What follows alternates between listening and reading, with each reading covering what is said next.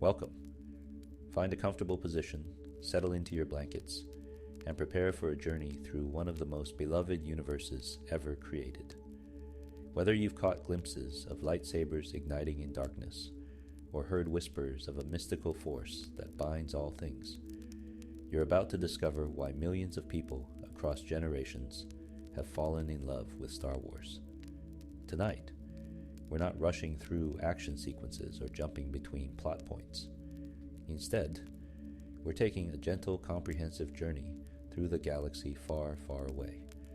A journey that will introduce you to the fundamental concepts, the timeless characters, and the epic story that has captured imaginations for nearly 50 years. Let the soft rhythm of these words carry you into sleep while your mind wanders among the stars. The beginning of everything. Imagine a galaxy that exists outside our own reality. Not in our future, not in our past, but in a completely separate universe. This is where Star Wars takes place. The opening crawl of every Star Wars film begins with the same 4 words that have become iconic. A long time ago, in a galaxy far, far away. This simple phrase does something profound. It tells us we're not watching science fiction as we typically know it. We're entering a space where science and mythology blend together, where ancient wisdom coexists with advanced technology, where laser swords clash in battles between good and evil that feel as timeless as the oldest legends humanity has ever told. The Star Wars galaxy is vast beyond comprehension. Millions of inhabited worlds spread across spiral arms of stars, connected by hyperspace lanes that allow faster-than-light travel. Some worlds are covered entirely by cities, their surfaces transformed into endless urban landscapes, reaching miles into the sky. Others remain wild and untamed, from ice planets where temperatures plunge far below freezing, to desert worlds baked under twin suns, to jungle moons thick with vegetation and teeming with life. Within this enormous cosmic setting, countless species have evolved. Humans are common, but they share the galaxy with Wookiees, tall and covered in fur, whose growls and roars form their own complex language. Twi'leks, with their distinctive headtails called Leku, move gracefully through diplomatic circles and criminal undergrounds alike. Rodians, with their green skin and large eyes, work as bounty hunters and trackers. Mon Calamari, amphibious beings with large eyes and salmon-colored skin, command starfleets with tactical brilliance. The diversity of life in this galaxy is staggering, and each species brings its own culture, history, and perspective to the greater cosmic story. But beneath all the starships and space stations, beneath the politics and warfare, beneath the rise and fall of governments and empires, there exists something that makes Star Wars truly special, something that separates it from every other space adventure. That something is the Force. The Force, the heart of Star Wars. Picture an energy field that flows through everything. Every person, every creature, every tree, every rock, every particle of matter in the entire galaxy. An invisible current that connects all living things in a vast cosmic web. This is the Force. The Force is not magic in the traditional sense, though to those who don't understand it, its powers might seem magical. It's described as an energy field created by all living things. It surrounds us, penetrates us, and binds the galaxy together. These are the words of Obi-Wan Kenobi, one of the wise Jedi Masters you'll come to know, and they capture the essential mystery of what the Force truly is. Most beings in the Star Wars galaxy live their entire lives never feeling the Force directly. It works through them, around them, but remains beyond their conscious awareness. But some rare individuals are born with a strong connection to this energy field. These Force-sensitive beings can learn to sense it, to channel it, to use it in ways that seem impossible to others. Through the Force, a trained individual can move objects without touching them, lifting starfighters from swamps or pulling lightsabers into their hands across a room. They can sense emotions and intentions, feeling the fear or hostility in others before a word is spoken.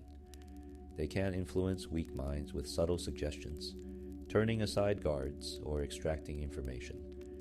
They can see glimpses of possible futures, visions that warn of danger or guide them toward important moments. In the hands of true masters, the Force allows feats that defy physics and logic. But here's where Star Wars becomes more than just a story about people with superpowers.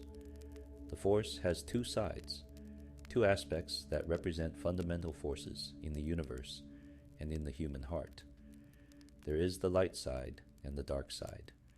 The light side of the Force is aligned with peace, serenity, and selflessness. It draws power from calm emotions, from compassion, from the desire to protect others rather than dominate them. Those who follow the light side use the Force for knowledge and defense. They act as guardians, seeking to preserve life and maintain harmony.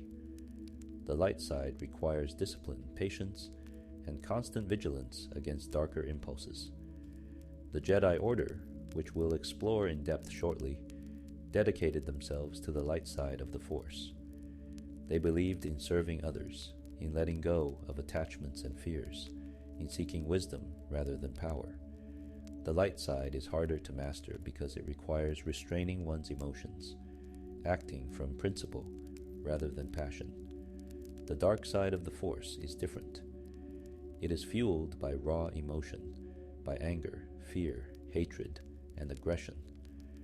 The dark side offers a quicker, easier path to power. Where the light side demands years of meditation and training to master even simple abilities, the dark side can grant tremendous power rapidly to those willing to embrace their darker feelings. But this power comes at a terrible cost. The dark side is inherently corrupting. It feeds on itself, creating a hunger that can never be satisfied. Those who use the dark side become twisted by it, both mentally and often physically. Their eyes may turn yellow, their features become gaunt and cruel. More importantly, their capacity for compassion withers away, replaced by an insatiable desire for more power, more control, more domination. The Sith, the ancient enemies of the Jedi, embraced the dark side completely. They believed that conflict and struggle made beings stronger, that the weak deserved to be ruled by the strong. That power was the only thing that truly mattered in the universe. The Sith used the Force as a weapon to bend others to their will and to satisfy their own ambitions. Throughout Star Wars, we see this fundamental conflict played out on both cosmic and personal scales. Entire wars are fought between those who serve the light and those who serve the dark. But more intimately, we watch individual characters struggle with these opposing forces within themselves.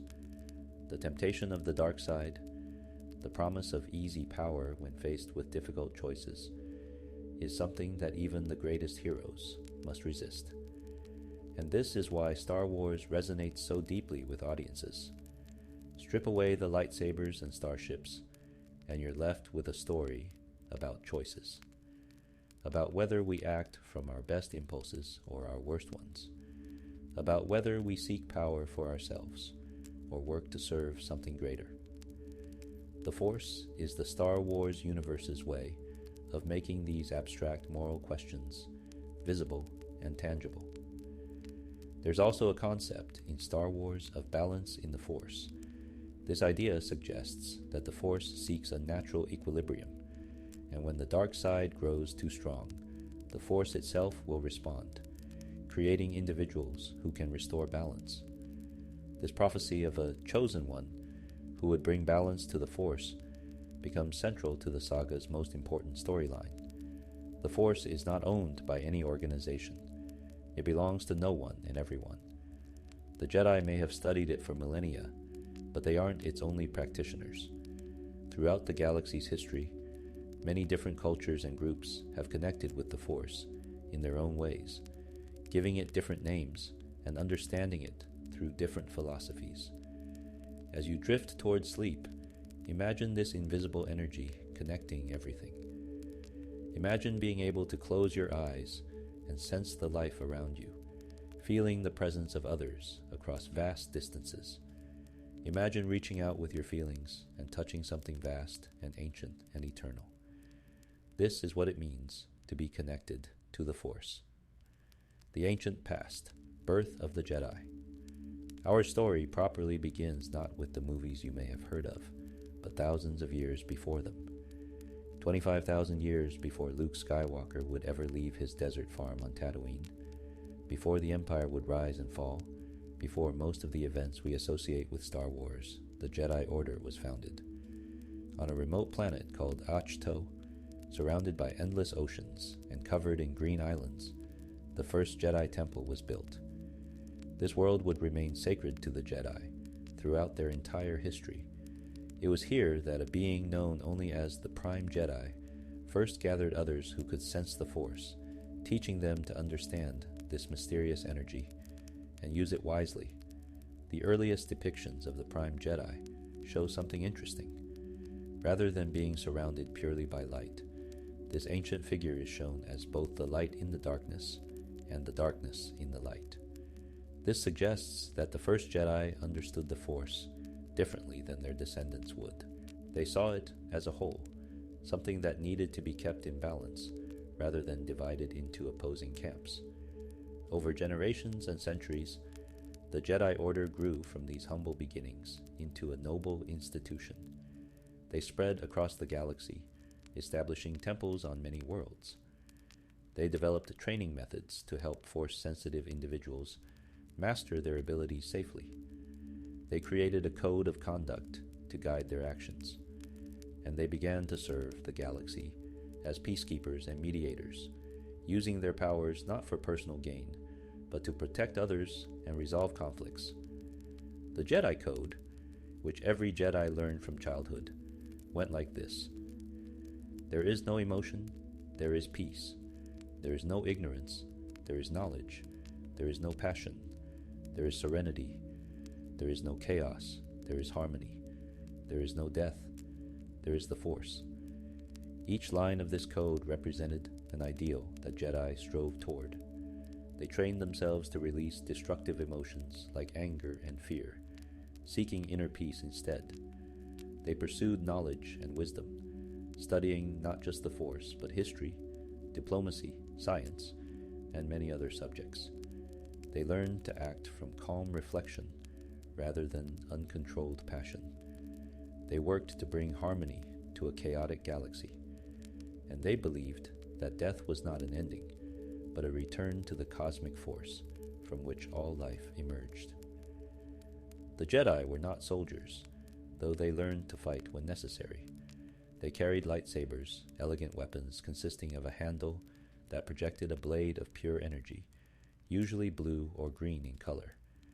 These weapons were incredibly dangerous, capable of cutting through nearly anything, but the Jedi viewed them primarily as tools for defense. A lightsaber represented the care with which the Jedi approached their gifts and their responsibilities. The structure of the Jedi Order was carefully organized. Young children who showed Force sensitivity were brought to the Jedi Temple, where they would begin training as younglings, learning basic control and discipline in groups. Those who progressed would become Padawans, apprenticed to individual Jedi Knights, who would guide their training personally over many years. A Padawan who completed their training and passed certain trials would be elevated to the rank of Jedi Knight, able to take missions alone and eventually train Padawans of their own. The wisest and most skilled Jedi Knights could eventually become Jedi Masters, and the greatest among them might be chosen to serve on the Jedi Council. This council, traditionally consisting of 12 Masters, guided the entire Order, making decisions about training assignments and how best to serve the galaxy. But the Jedi Order wasn't perfect. For all their wisdom and good intentions, they could be rigid and dogmatic. They forbade emotional attachments, believing that love and close bonds would lead to fear of loss. which could then lead to anger and eventually to the dark side. This prohibition would have profound consequences throughout Star Wars history. The Jedi also became increasingly involved with politics and government, as they aligned themselves with the Galactic Republic, a democratic union of thousands of star systems that had formed around the same time as the Jedi Order itself.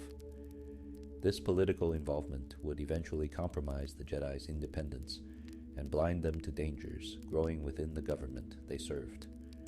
For thousands of years, the Jedi served as guardians of peace and justice, maintaining order in the galaxy through wisdom and, when necessary, martial skill. They resolved disputes between worlds, protected trade routes from pirates, investigated crimes beyond local law enforcement's capabilities, and generally acted as a force for stability and good in a vast and often chaotic galaxy. But the Jedi had enemies. Throughout their long history, they faced many threats, but none more persistent or dangerous than the Sith. The Scythe, born from darkness. The origins of the Sith are tied directly to the Jedi, though the relationship is one of betrayal and philosophical schism. Thousands of years into the Jedi Order's existence, a crisis emerged from within. Some Jedi grew dissatisfied with the limitations placed on them. They wanted to explore forbidden aspects of the Force, to push boundaries that the Jedi Council had declared off-limits. They believed the Jedi were too restrictive, too fearful of the Force's full potential. This conflict erupted into violence during a period known as the 100-Year Darkness. A group of rogue Jedi who had begun experimenting with the dark side of the Force broke away from the Order. They argued that true power came from embracing all emotions, including the darker ones the Jedi tried to suppress. They believed that conflict and struggle made individuals stronger, that the Force's power should be seized rather than gently cultivated.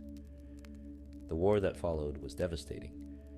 These dark Jedi used twisted applications of the Force, creating monstrous creatures through Sith alchemy and unleashing terrible weapons.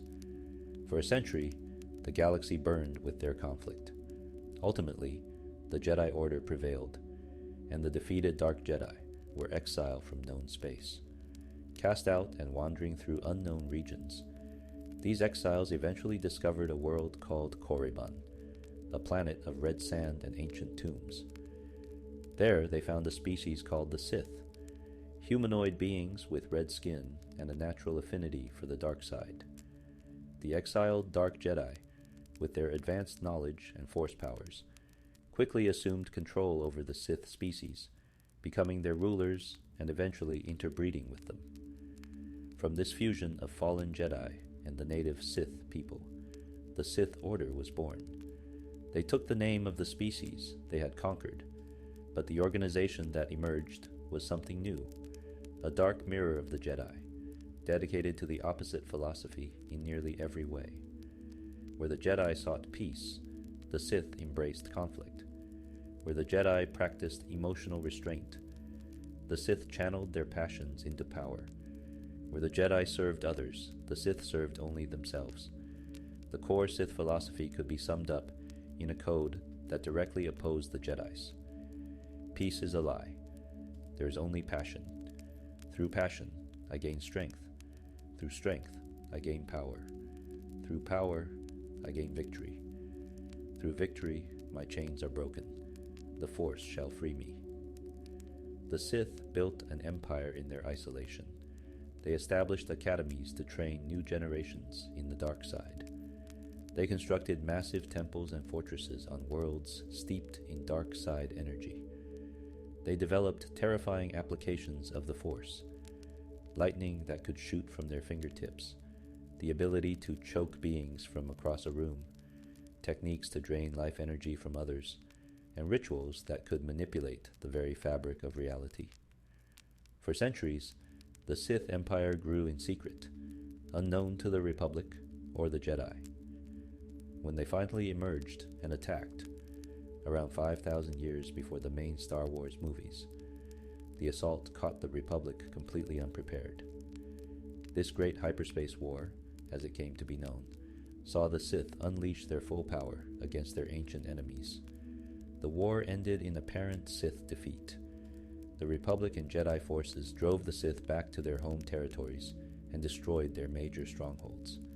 The Jedi believed they had eliminated the Sith threat completely. Many historical records from this period declared the Sith extinct. They were wrong. Some Sith survived, scattering to different corners of the galaxy. Over the following millennia, the Sith would rise again and again in different forms, each time waging war against the Jedi and the Republic, and each time being defeated once more. The problem was always the same. The Sith's philosophy encouraged ambition and individual power above all else. This meant that Sith Lords were constantly scheming against each other, trying to overthrow their masters or eliminate their rivals. The dark side made them powerful, but it also made them self-destructive. Every Sith empire eventually collapsed, not just from external pressure, but from internal betrayal and infighting. This cycle continued for thousands of years until, roughly 1,000 years before our main story, a Sith Lord named Darth Bane witnessed yet another collapse of Sith power. Bane recognized the fundamental problem. There were too many Sith. When thousands of dark side users gathered together, they inevitably turned on each other, weakening the entire order. Darth Bane's solution was radical. He instituted what became known as the Rule of Two. From that point forward, there would be only two Sith Lords in existence at any given time, a master to embody the power, and an apprentice to crave it. The apprentice would eventually grow strong enough to challenge and kill the master, then take an apprentice of their own, ensuring that each generation of Sith became stronger than the last. This approach had another advantage. With only two Sith in existence, they could hide much more easily.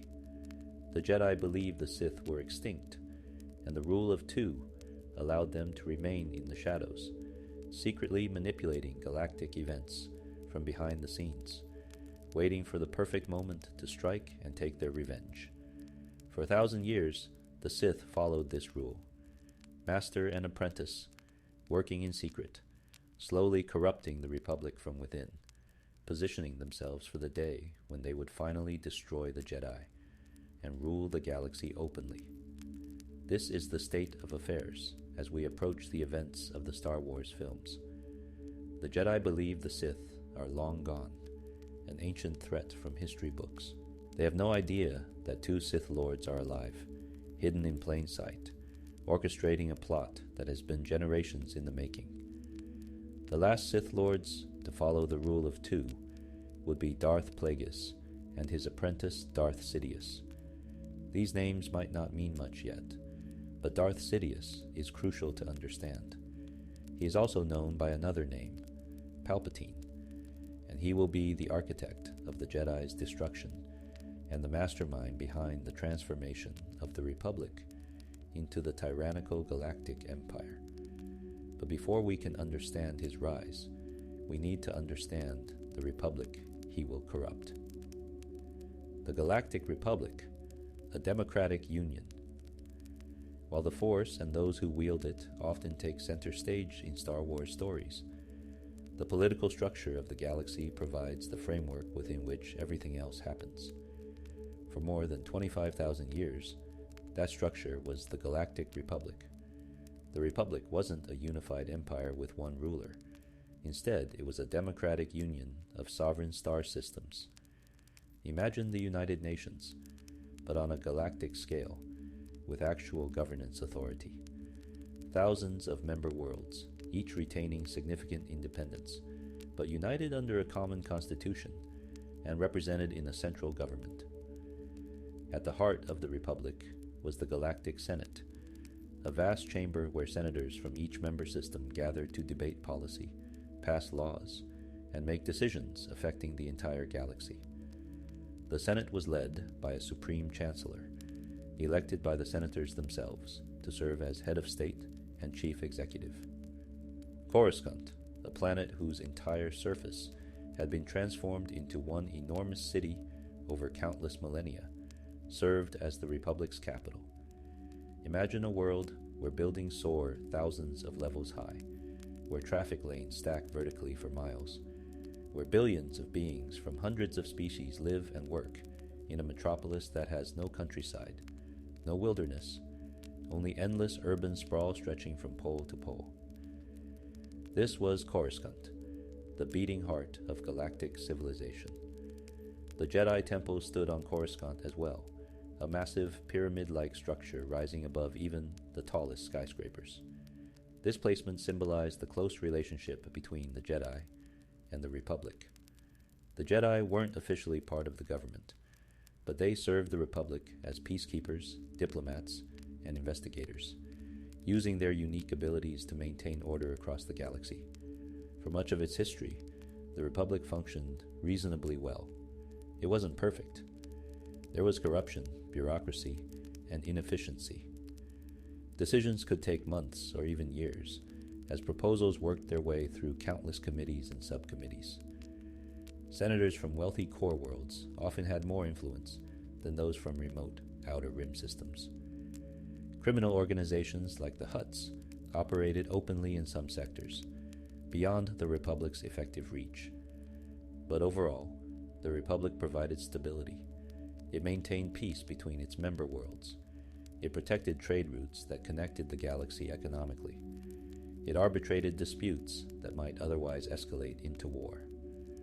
For ordinary citizens, the Republic meant that they could travel between worlds, conduct business, raise families, and live their lives in relative safety. The Republic had no standing military for most of its existence. This might seem strange for such a vast government, but it reflected the Republic's philosophical stance. The Jedi served as peacekeepers for major conflicts, while local planetary governments maintained their own defense forces for smaller threats. The Republic relied on diplomacy and economic incentives, rather than military might, to maintain its cohesion. This would change in the final years of the Republic's existence, and that change would prove to be the beginning of the end. Around 1,000 years before the main Star Wars movies, after defeating the Sith yet again, the Republic underwent a major reformation. The military was disbanded, power was decentralized, and the Republic committed itself to a new era of peace and prosperity. This period became known as the High Republic, a golden age when the Jedi were at the height of their influence and power, exploring unknown regions of space and helping the Republic expand to include more and more worlds. But by the time we reached the events of the Star Wars films, roughly 30 years before A New Hope, cracks had begun to show in the Republic's foundation. The Senate had become bogged down in bureaucracy and political maneuvering. Corruption was rampant, with senators accepting bribes from powerful corporations and interest groups. The common citizens of the Republic felt increasingly disconnected from their government, believing that their concerns were ignored in favor of special interests. This discontent would be exploited brilliantly by the Sith Lord, who had been waiting in the shadows for decades, planning the Republic's transformation into something very different. But to understand how Palpatine accomplished his goal of destroying both the Jedi and the Republic, we need to follow the events of the prequel trilogy. Our journey through the Star Wars saga properly begins 32 years before the Battle of Yavin, an event that will become the central reference point in Star Wars chronology. The Battle of Yavin is where the original 1977 Star Wars film climaxes, but we're starting earlier, with the movie that came out in 1999, but takes place first in the timeline, The Phantom Menace. On the peaceful planet of Naboo, a world of green plains, underwater cities, and elegant architecture, a crisis is unfolding. The Trade Federation, a massive commercial organization with its own droid armies, has blockaded the planet with a fleet of enormous battleships. This blockade is nominally a protest over taxation of trade routes, but in reality, it's the first move in a much larger game. The Republic Senate sends 2 Jedi to negotiate. Qui-Gon Jinn, a maverick Jedi Master who often disagrees with the Council, and his Padawan Obi-Wan Kenobi, a younger Jedi who is nearing the end of his apprenticeship. Both are skilled warriors and wise in the ways of the Force, but they have no idea they're walking into a trap. The Trade Federation, secretly working for a Sith Lord, attempts to kill the Jedi by flooding their chamber with poisonous gas. But Jedi are not so easily eliminated. Qui-Gon and Obi-Wan fight their way through battle droids, escape to Naboo's surface, and encounter two beings who will become important. Jar Jar Binks, a clumsy Gungan from the underwater cities, and Queen Amidala, the young elected ruler of Naboo. Queen Amidala is trying to escape the planet to plead her case before the Senate. The Jedi agree to protect her, and together they make it off-world, though their ship is damaged in the escape. They're forced to land on a remote desert planet called Tatooine for repairs. Tatooine is far from the civilized core worlds of the Republic. It's a harsh, lawless place ruled by crime lords, particularly the Hutts, massive slug-like gangsters who control much of the planet's economy. Slavery is legal here, and the Republic's laws mean nothing in Hutt-controlled space.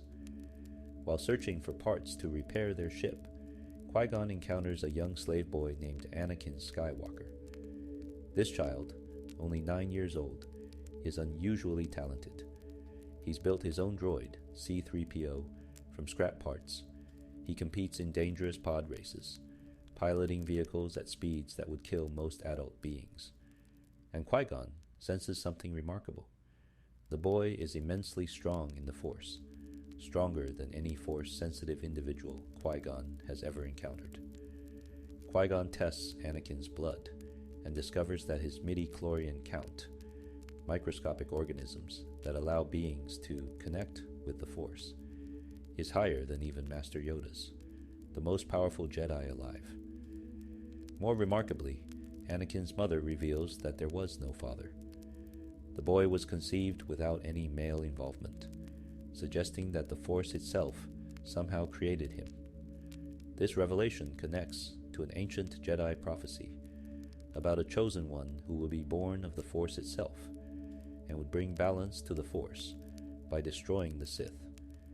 Qui-Gon becomes convinced that Anakin is this prophesied child and feels it is his duty to free the boy from slavery and train him as a Jedi.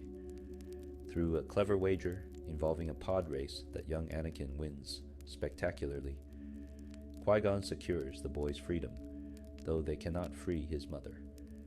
This separation will haunt Anakin for years and eventually contribute to his fall. But for now, the boy leaves with the Jedi, excited to see the galaxy and become a hero like the Jedi he's heard about in stories. They return to Naboo, where the situation has deteriorated. The Trade Federation has invaded fully, occupying cities and forcing the population to submit to their authority. Queen Amidala, with the help of the Jedi and the Gungans, Jar Jar's people, launches a bold plan to retake her planet. But there's a complication. A mysterious warrior has appeared, wielding a red lightsaber and demonstrating powers that can only come from the dark side.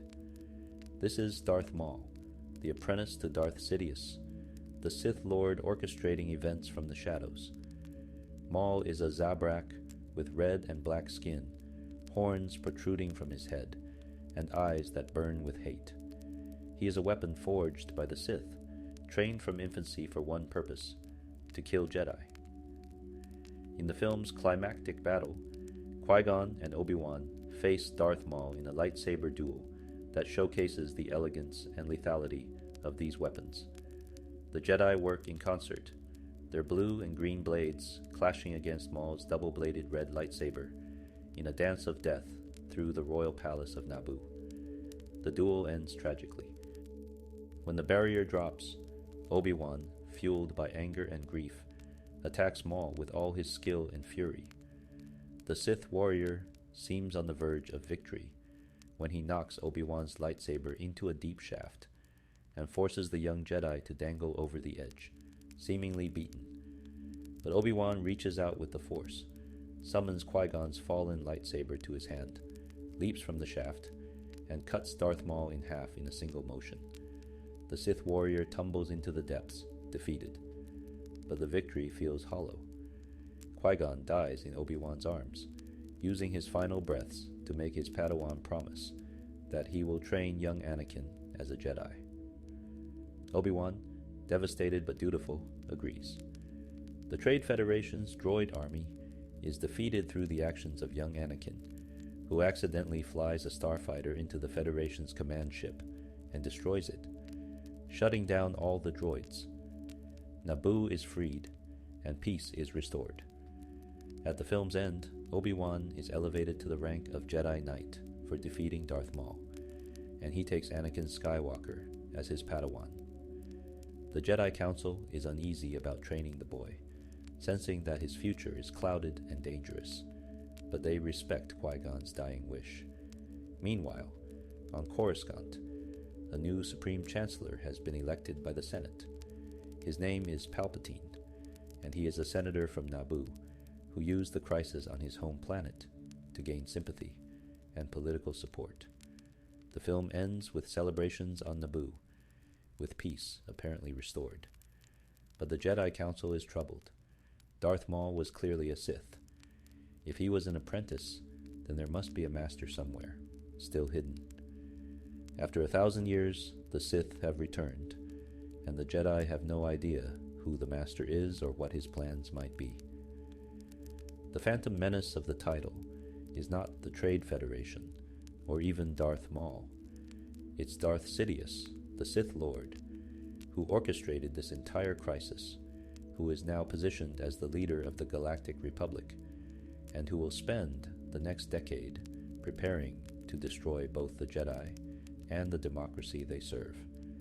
And that Sith Lord is none other than Chancellor Palpatine himself. But the Jedi don't know this yet. As the Phantom Menace ends, they believe they are entering a new era of peace and prosperity under a benevolent Chancellor. They have no idea that the enemy they've been waiting to reappear for a millennium is already in control of the government. The Prequel Era, Part 2, Attack of the Clones. 10 years pass between The Phantom Menace and Attack of the Clones. In that decade, much has changed in the galaxy. Anakin Skywalker has grown from a child into a young man, skilled in the Force and frustrated with the pace of his Jedi training. Obi-Wan Kenobi has become a respected Jedi Master, though he struggles to control his headstrong Padawan, and the Republic has fractured. A movement has emerged, led by former Jedi Master Count Dooku, calling for thousands of star systems to secede from the Republic. This separatist movement argues that the Republic has become too corrupt, too bureaucratic, too dominated by corporate interests to serve the needs of its member worlds. They want independence and the right to govern themselves without interference from Coruscant. The Republic finds itself in crisis. With thousands of systems leaving and forming their own alliance, the Separatists are building a massive droid army, threatening to overwhelm the Republic if conflict breaks out. But the Republic has no military force to counter this threat. The question of whether to create a grand army of the Republic dominates Senate debates. The film opens with an assassination attempt on Senator Padme Amidala, the former Queen of Naboo, who now represents her planet in the Senate. She's a leading voice against military creation, believing negotiation and diplomacy can still resolve the crisis peacefully. The Jedi assign Obi-Wan and Anakin to protect her. Anakin has not seen Padme in 10 years, since he was a child, and she was the queen he helped save. Now they're closer in age, and Anakin has harbored romantic feelings for her throughout his training. This is dangerous ground for a Jedi. The Order forbids emotional attachments, believing they lead to fear of loss, and eventually to the dark side. But Anakin doesn't see it that way. He believes love makes him stronger, not weaker. While Anakin guards Padme on Naboo, where their forbidden romance blossoms despite Padme's initial reluctance, Obi-Wan investigates the assassination attempt. His detective work leads him to a mysterious water world called Kamino, located beyond the Outer Rim. On Kamino, Obi-Wan makes a startling discovery. A clone army is being grown there. Millions of identical soldiers created from the genetic template of a bounty hunter named Jango Fett. The Kaminoans, who specialize in cloning technology, claim that this army was ordered by a Jedi Master named Sifo Dyas over a decade ago. But Sifo Dyas died years before this order was supposedly placed, and no one in the Jedi Council knew anything about it. The clone army is a mystery, but Obi-Wan has little time to investigate further because he's discovered something else. Jango Fett is on Kamino, and he's connected to the assassination attempts on Padme. When Obi-Wan tries to question him, Fett escapes, leading the Jedi on a chase through asteroid fields and hyperspace that ends on the planet Geonosis. Geonosis is a barren, rocky world inhabited by an insectoid species that specializes in manufacturing battle droids. Here, Obi-Wan discovers that Count Dooku, the leader of the Separatist movement, has been secretly building an enormous droid army. The various corporate interests that make up the Separatist Alliance, including the Trade Federation, have all been funneling resources into creating this military force. Obi-Wan manages to send a message back to Coruscant before he's captured, but it's received by Anakin and Padme, who are still on Naboo. Against orders, Anakin decides they must rescue Obi-Wan, but before they leave, Anakin is tormented by visions and nightmares of his mother, in terrible pain. Unable to bear it, he insists on making a detour to Tatooine. On the desert world of his birth, Anakin learns that his mother was freed from slavery years ago and married a moisture farmer named Cliegg Lars. But recently, she was kidnapped by Tusken Raiders, the violent nomadic tribes that roam Tatooine's desert wastes. Anakin tracks her to the Tusken camp, but he arrives too late. His mother has been tortured, and she dies in his arms. What happens next is crucial to understanding Anakin's eventual fall. In his grief and rage, he slaughters the entire Tusken camp, not just the warriors who kidnapped his mother, but the women and children too. He gives in completely to his anger, using the dark side of the Force to massacre innocents in an act of revenge. When he confesses this to Padme, she's horrified, but doesn't report him or end their relationship. This is a mistake that will have catastrophic consequences. If anyone, especially the Jedi Council, had learned what Anakin did on Tatooine, his path might have been different. But instead, his crime goes unpunished and even uncommented upon. They proceed to Geonosis to rescue Obi-Wan, but they're captured as well. Count Dooku sentences all three to death in a Geonosian arena, where they'll be torn apart by monstrous beasts. But just as the execution is about to succeed, a rescue arrives. Mace Windu, a senior member of the Jedi Council, leading nearly 200 Jedi Knights to Geonosis. A massive battle erupts as Jedi face off against Separatist battle droids. The Jedi are winning at first, their lightsabers deflecting blaster fire and cutting through mechanical opponents. But there are too many droids, and the Jedi begin to fall. Just when it seems like the entire Jedi strike force will be wiped out, something unexpected arrives. The clone army from Kamino. Master Yoda has brought the clones to Geonosis, and their intervention saves the Jedi and turns the tide of battle.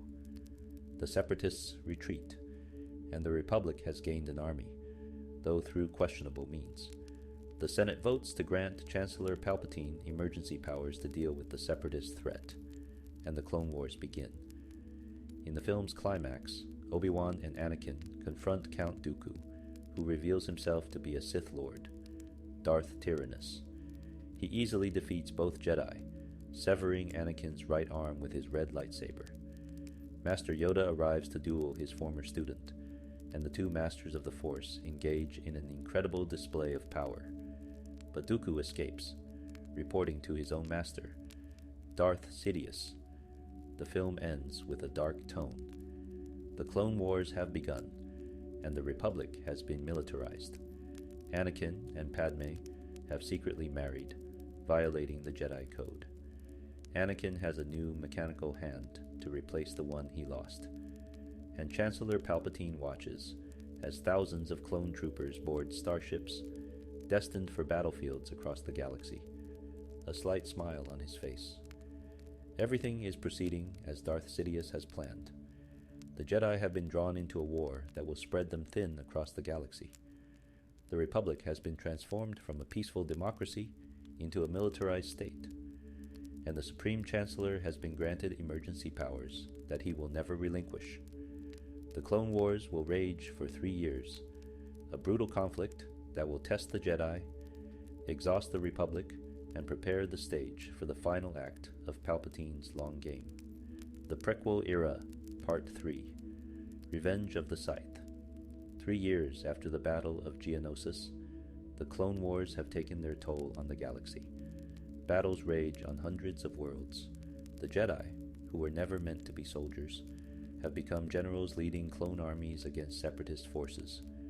Thousands of Jedi have died in the conflict. The Republic's citizens are weary of war and willing to accept almost any measures that promise victory and peace. Revenge of the Sith opens with a rescue mission. The Separatists have kidnapped Chancellor Palpatine, holding him prisoner on a massive warship in orbit above Coruscant. Anakin Skywalker and Obi-Wan Kenobi, now both battle-hardened warriors, lead a daring assault to save him. During the rescue, they confront Count Dooku once more. This time, Anakin defeats the Sith Lord, disarming him literally by cutting off both his hands. Dooku kneels, beaten, and waits for the Jedi to take him prisoner. But Palpatine, supposedly helpless and bound to a chair, urges Anakin to kill Dooku. "Kill him," the Chancellor says. "Kill him now." Anakin hesitates. It's not the Jedi way to execute a defenseless prisoner. But Palpatine insists, and something in Anakin responds to the opportunity. He's tired of the war, frustrated by the Jedi Council's restrictions, and filled with anger at all he suffered. He gives in to the Chancellor's urging and beheads Dooku in cold blood. This act represents a significant fall for Anakin. He's just committed murder, executing a helpless enemy on the orders of a politician, and he's done it using the dark side, channeling his anger and aggression into power. This is exactly what Palpatine wants. He's been grooming Anakin throughout the war, subtly encouraging him to embrace his emotions, to trust his instincts rather than Jedi teachings, to believe that he deserves more recognition and respect than the Council grants him. Back on Coruscant, Anakin reunites with Padme and learns that she's pregnant. They've kept their marriage secret for 3 years, but now there's going to be a child, making the secret even harder to maintain. Anakin is overjoyed, but also troubled by nightmares similar to those he had about his mother before she died. In these visions, he sees Padme dying in childbirth. The fear that he will lose his wife as he lost his mother consumes him. The Jedi Council asks Anakin to do something that troubles him deeply. Chancellor Palpatine has refused to relinquish his emergency powers, even though the war is supposedly nearing its end. The Council suspects the Chancellor has been corrupted by his authority and wants to maintain control beyond his legal term. They ask Anakin to spy on Palpatine, reporting his activities back to the Council. This request puts Anakin in an impossible position. Palpatine has been his friend and mentor for years, more supportive and understanding than the Jedi Council has ever been. The Council, meanwhile, still won't grant Anakin the rank of Master, despite his accomplishments. He feels undervalued by the Jedi and manipulated by them, being asked to betray a friend's confidence. As Anakin struggles with these divided loyalties, Palpatine reveals his true nature.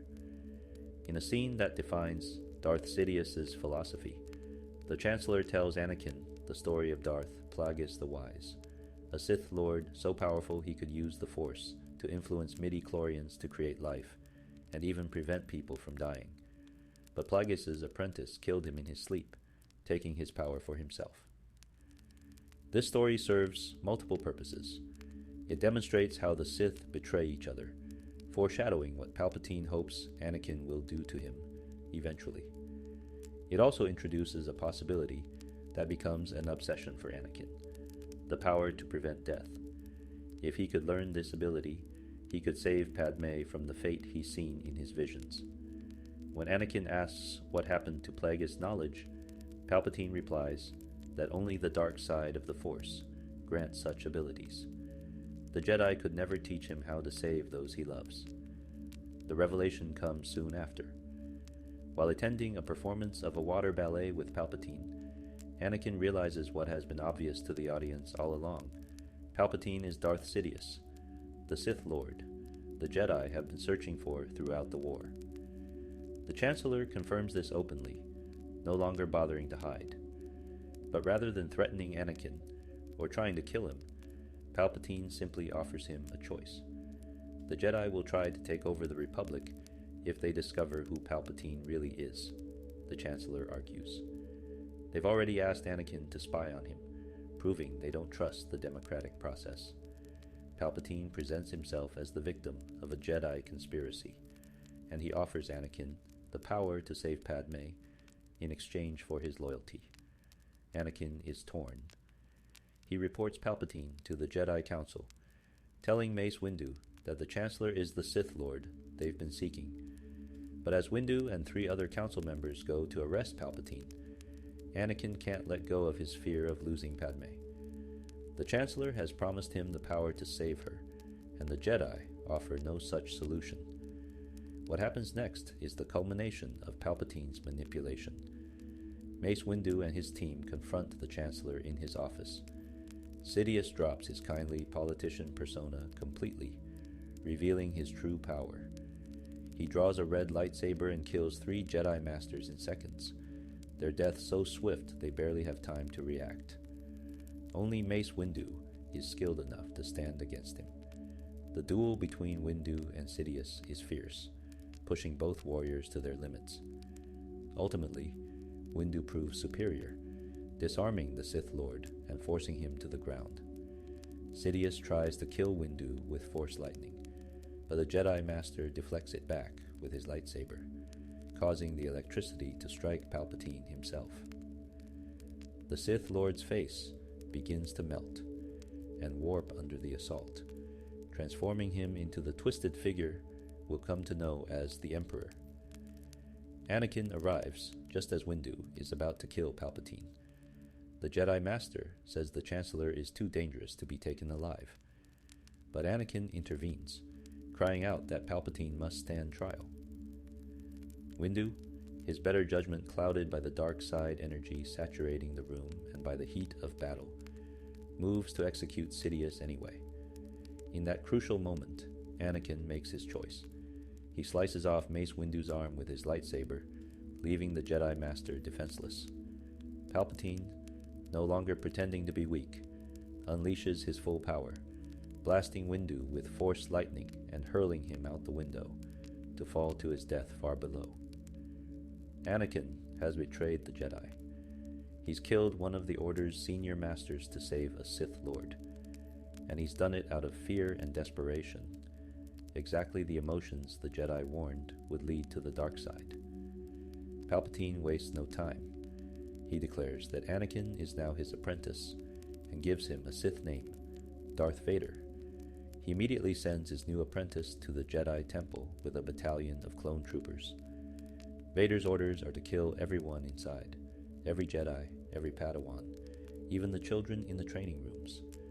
Anakin Skywalker, the prophesied chosen one, who was supposed to bring balance to the Force, enters the Jedi Temple and slaughters the younglings while they're trying to meditate. He's completely fallen to the dark side, his fear for Padme twisted into something monstrous by Sidious's manipulation. Across the galaxy, Order 66 is executed. This is a command implanted in every clone trooper's mind during their creation, a secret protocol that could be activated remotely. When they receive the order, clone troopers immediately turn on the Jedi they've been fighting beside for 3 years. Everywhere, on every battlefield, Jedi are shot in the back by the soldiers they trusted. The Jedi Purge is devastatingly effective. Within hours, most of the Jedi Order has been wiped out. Only a handful escape. Obi-Wan Kenobi, who was on a distant world tracking a separatist general. Master Yoda, who was with the Wookiees on Kashyyyk and used the Force to sense the attack coming in time to escape. And a few scattered survivors who happened to be far from their clone troops when the order came through. Palpatine addresses the Senate, declaring that the Jedi have attempted to overthrow the Republic. He claims to be the victim of their conspiracy, saved only by his own security forces. The Senate, tired of war and frightened by the idea of a Jedi coup, believes him. Palpatine announces that for security and stability, the Republic will be reorganized into the First Galactic Empire, with himself as Emperor. The Senate erupts in applause.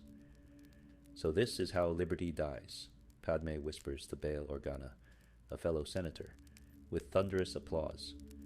Obi-Wan and Yoda return to Coruscant to find the temple burning, and Jedi dead everywhere. They watch a security recording that shows Anakin leading the attack, and Obi-Wan's heart breaks. His Padawan, his friend, his brother in all but blood, has fallen to the dark side and become a murderer. Yoda tells Obi-Wan what must be done. The Sith must be destroyed. Yoda will face Emperor Palpatine while Obi-Wan confronts Vader, but Obi-Wan can't accept that Anakin is gone. He seeks out Padme, believing she might know where Anakin is hiding. Padme is devastated to learn what Anakin has done, but she still believes there's good in him. She agrees to go to Vader, hoping to bring him back. Obi-Wan secretly stows away on her ship, not trusting that Anakin can be redeemed. When Padme meets Vader on the volcanic planet of Mustafar, where he's just finished massacring the separatist leadership per Sidious's orders, she begs him to stop this dark path and run away with her. But Vader has changed completely. He's consumed by visions of power, believing he and Padme can rule the galaxy together. When she refuses, and when Obi-Wan reveals himself, Vader becomes enraged, thinking she's betrayed him. He uses the Force to choke her into unconsciousness. The duel between Obi-Wan and Vader is personal and brutal. Once they were master and apprentice, friends who trusted each other with their lives. Now they fight to the death on platforms surrounded by lava, their lightsabers clashing as Obi-Wan tries to reason with his former student, and Vader accuses the Jedi of being evil and corrupted. Obi-Wan ultimately gains the advantage, leaping to a higher position on the lava bank. He pleads with Anakin not to attack, warning that he has the high ground. But Vader, blinded by arrogance and rage, attempts a jumping strike anyway. Obi-Wan's blade flashes, and Vader's remaining organic arm and both legs are severed in a single motion. Vader tumbles down, coming to rest at the edge of the lava river. As Vader begins to burn in the heat, Obi-Wan stands over him, tears streaming down his face. "You were supposed to destroy the Sith, not join them," he says. "Bring balance to the Force, not leave it in darkness."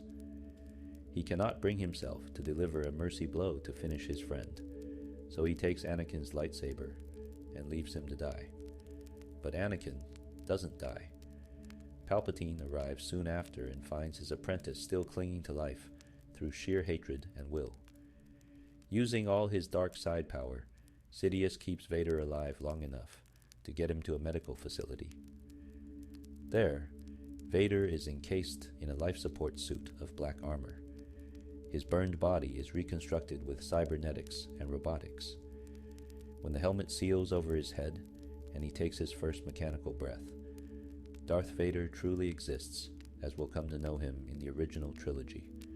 More machine than man, imprisoned in a walking life support system, his voice replaced by an electronic respirator. Vader's first question, when he awakens, is about Padme. Palpatine tells him that in his anger, Vader killed her. This is a lie.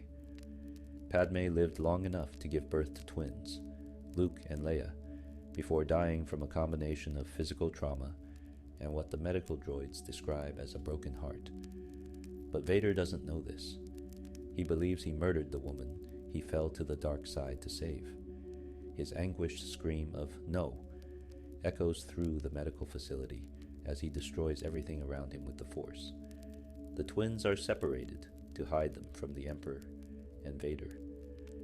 Luke is taken to Tatooine, left with Owen Lars, the stepson of the man Anakin's mother married, and his wife Beru, to be raised as their nephew in the desert. Leia is adopted by Bail Organa and his wife, the Queen of Alderaan, to be raised as a princess on one of the galaxy's most beautiful and civilized worlds. Yoda retreats to the swamp planet of Dagobah, hiding himself in the Force to avoid detection. Obi-Wan remains on Tatooine, taking the name Ben Kenobi and watching over Luke from a distance. The Jedi Order is gone. The Republic has become the Empire. Palpatine rules the galaxy as Emperor, with Darth Vader as his enforcer. The film ends with images contrasting hope and despair.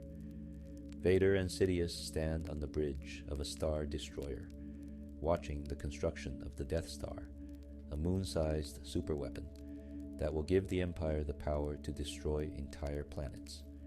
Meanwhile, on Tatooine, Owen and Beru Lars hold baby Luke, watching the twin suns set over the desert, unaware that this child will one day become the galaxy's greatest hope. The tragedy of the prequels is complete.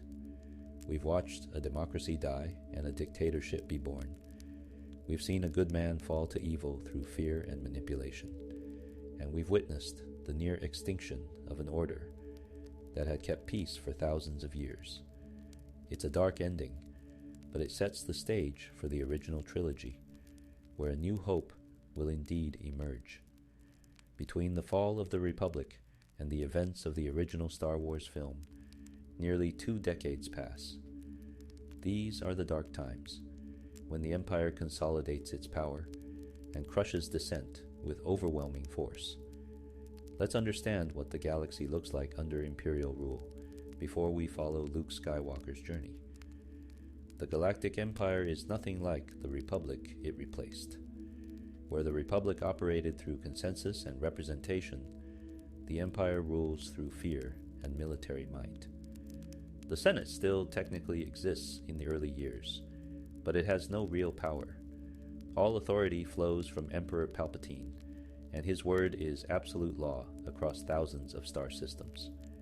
To enforce this authority, the Empire has constructed a military machine of staggering scale. Star destroyers, massive wedge-shaped warships bristling with weapons, patrol every major hyperspace route. Stormtroopers, soldiers in distinctive white armor, occupy worlds that show the slightest hint of rebellion. Imperial officers, wearing crisp gray uniforms, administer planetary governments and ensure compliance with the Emperor's decrees.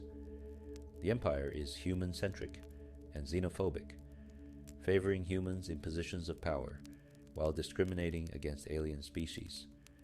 Many of the freedoms citizens took for granted under the Republic have been stripped away. Free speech is curtailed. Travel between systems requires documentation and approval. The Empire monitors communications, watching for any sign of dissent. Those who speak against the government tend to disappear into prisons or worse. Darth Vader has become the Emperor's chief enforcer, a figure of terror whose very name causes strong men to tremble. Few people know that he's a Sith Lord, or even what the Sith are. To most Imperial citizens and officers, Vader is simply the Emperor's mysterious right hand, a commander with strange powers who tolerates no failure and kills subordinates who disappoint him with disturbing casualness. The Jedi have been systematically erased from history and memory. The Empire spreads propaganda claiming the Jedi were a corrupt cult that tried to overthrow the legitimate government. Jedi temples across the galaxy have been destroyed or converted to other uses. Jedi artifacts are collected and destroyed. Anyone discovered to be Force-sensitive is killed or recruited into the Empire's service. For the average citizen, Life under the Empire is oppressive, but not unbearable, at least initially. Most people keep their heads down, do their work, and try not to attract attention. Many even believe the Empire's propaganda, accepting that this strict order is necessary after the chaos of the Clone Wars. But in the Outer Rim territories, far from the core worlds where Imperial authority is strongest, resentment simmers. It's from this resentment that a rebellion begins to form.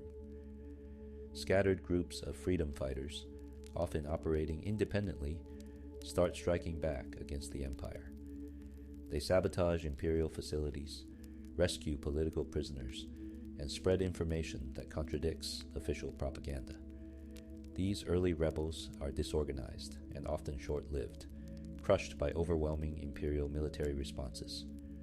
But gradually, these isolated cells begin to find each other, to coordinate their efforts, to share resources and intelligence. Bail Organa, the senator from Alderaan who witnessed the Republic's transformation, becomes one of the secret architects of this growing rebellion. Mon Mothma, another senator who opposed Palpatine's rise, joins him. Together they begin building what will become the Rebel Alliance, a military force capable of standing against the Empire. The rebels face seemingly impossible odds. The Empire has millions of stormtroopers, thousands of star destroyers, and resources beyond counting. The rebellion survives on cast-off equipment, hidden bases, and the courage of beings who would rather die free than live under tyranny. They have no hope of winning a conventional war, so they strike at the Empire through guerrilla tactics, hit-and-run attacks, and asymmetric warfare. This is the state of the galaxy 19 years after the rise of the Empire. Hope is scarce, freedom is a memory, and the Jedi are myths that children hear about in stories. But on Tatooine, a young man who has never left his desert home is about to become the catalyst for the Empire's downfall. A New Hope. The original trilogy begins. Luke Skywalker has lived his entire life on his aunt and uncle's moisture farm, extracting water from the desert atmosphere to sell to other settlers. It's hard, thankless work in a harsh environment. Luke dreams of leaving Tatooine, of attending the Imperial Academy to become a pilot, of having adventures like the ones he hears about in stories from traders and travelers. He has no idea that his father was a Jedi Knight, that his mother was a queen and senator, that his sister is a princess leading the rebellion, or that the strange hermit living in the desert. Wace, Ben Kenobi, was once one of the greatest Jedi Masters. Owen Lars has kept all of this from him, believing that if Luke learns the truth, he'll leave the farm and end up dead like his father. Owen just wants Luke to stay safe, to be a farmer, to have a normal life. But destiny rarely asks permission. The story truly begins when Luke's uncle purchases 2 droids from Jawa traders. One is R2-D2, a blue and white astromech droid who beeps and whistles in a language humans can't directly understand. The other is C-3PO, a Golden Protocol droid programmed for etiquette and translation, worrying and fussing like a nervous butler. These aren't just any droids. They belong to Princess Leia Organa, leader of the Rebel Alliance and daughter of Bail Organa. Leia's ship was captured by Vader while carrying stolen plans for the Empire's ultimate weapon, the Death Star. Before her capture, Leia recorded a message into R2-D2 and sent the droid to Tatooine with one mission: find Obi-Wan Kenobi and bring him the plans. When Luke is cleaning R2-D2, he accidentally triggers part of Leia's holographic message. The beautiful princess, her image flickering in blue light, says, "Help me, Obi-Wan Kenobi. You're my only hope." Luke is mesmerized, but he has no idea who Obi-Wan is. R2-D2 claims to belong to someone named Obi-Wan, and Luke wonders if he means old Ben Kenobi, the hermit everyone says is crazy. The next morning, R2-D2 escapes, determined to complete his mission. Luke and C-3PO chase after him, venturing deep into the desert, where they're ambushed by Sand People, the Tusken Raiders who kidnapped Anakin's mother decades earlier. Luke is knocked unconscious and would have been killed if not for the intervention of Ben Kenobi, who appears and drives the raiders away with an imitation of a creature they fear. When Luke regains consciousness in Ben's home, the old man reveals the truth, or at least part of it. Ben is Obi-Wan Kenobi, once a Jedi Knight. He tells Luke that his father, Anakin Skywalker, was also a Jedi, a good friend of Obi-Wan's, and a skilled pilot. But Anakin was betrayed and murdered by Darth Vader, a former Jedi who fell to the dark side. This is a lie, or at least a perspective so skewed it might as well be. Obi-Wan justifies it to himself by thinking that the good man Anakin once did die when Vader was born. So in a certain point of view, Vader did kill Anakin. But he doesn't tell Luke that Vader is his father. That truth will have to wait. Obi-Wan gives Luke his father's lightsaber, the elegant weapon of a Jedi Knight. When Luke ignites it for the first time, a blade of blue energy extends from the handle, humming with power. Obi-Wan begins to explain the Force to him, describing it as an energy field that surrounds and binds all living things, that gives a Jedi his power. He also shares Princess Leia's message and asks Luke to come with him to Alderaan. Luke wants to, desperately, but he has responsibilities to his aunt and uncle. He promises to take Obi-Wan to the nearest spaceport, Mos Eisley, but then he must return to the farm. That choice is taken from him. When they discover that the Jawas who sold them the droids have been massacred by Imperial stormtroopers, searching for R2-D2 and the stolen plans, Luke realizes his family might be in danger. He races back to the farm to find Owen and Beru murdered, their home burned. The Empire has taken everything from him. With nothing left to hold him on Tatooine, Luke commits to learning the ways of the Force and helping Obi-Wan deliver the Death Star plans to the rebellion. They travel to Mos Eisley, a wretched hive of scum and villainy, according to Obi-Wan, to find a pilot who can take them off-world. At a cantina filled with alien smugglers, bounty hunters, and criminals of every species, they meet Han Solo and his Wookiee co-pilot, Chewbacca. Han is the captain of the Millennium Falcon, a heavily modified Corellian light freighter that, despite looking like a piece of junk, is actually one of the fastest ships in the galaxy. Han Solo is a smuggler and a scoundrel, interested mainly in money and his own skin. He agrees to transport Obi-Wan and Luke to Alderaan for a substantial fee, enough to clear his debts with Jabba the Hutt, the crime lord who runs much of Tatooine's underworld. Chewbacca, who owes Han a life debt according to Wookiee tradition, stays loyal to his friend despite the danger. They escape Tatooine just ahead of Imperial forces and jump to hyperspace, the Millennium Falcon safely away. During the journey, Obi-Wan begins Luke's training, teaching him to sense the Force by deflecting blaster bolts with his lightsaber while wearing a helmet that blocks his vision. "Your eyes can deceive you," Obi-Wan tells him. "Don't trust them. Stretch out with your feelings." But as they approach where Alderaan should be, something is terribly wrong. Instead of a beautiful green and blue planet, they find only an asteroid field. Alderaan has been destroyed, its billions of inhabitants killed instantly when the Death Star tested its planet-destroying superlaser. Grand Moff Tarkin, the Imperial governor commanding the Death Star, gave Princess Leia a choice: reveal the location of the hidden rebel base, or watch her homeworld die. When she gave him false coordinates, he destroyed Alderaan anyway. Before they can process this horror, the Millennium Falcon is captured by the Death Star's tractor beam and pulled into its hangar.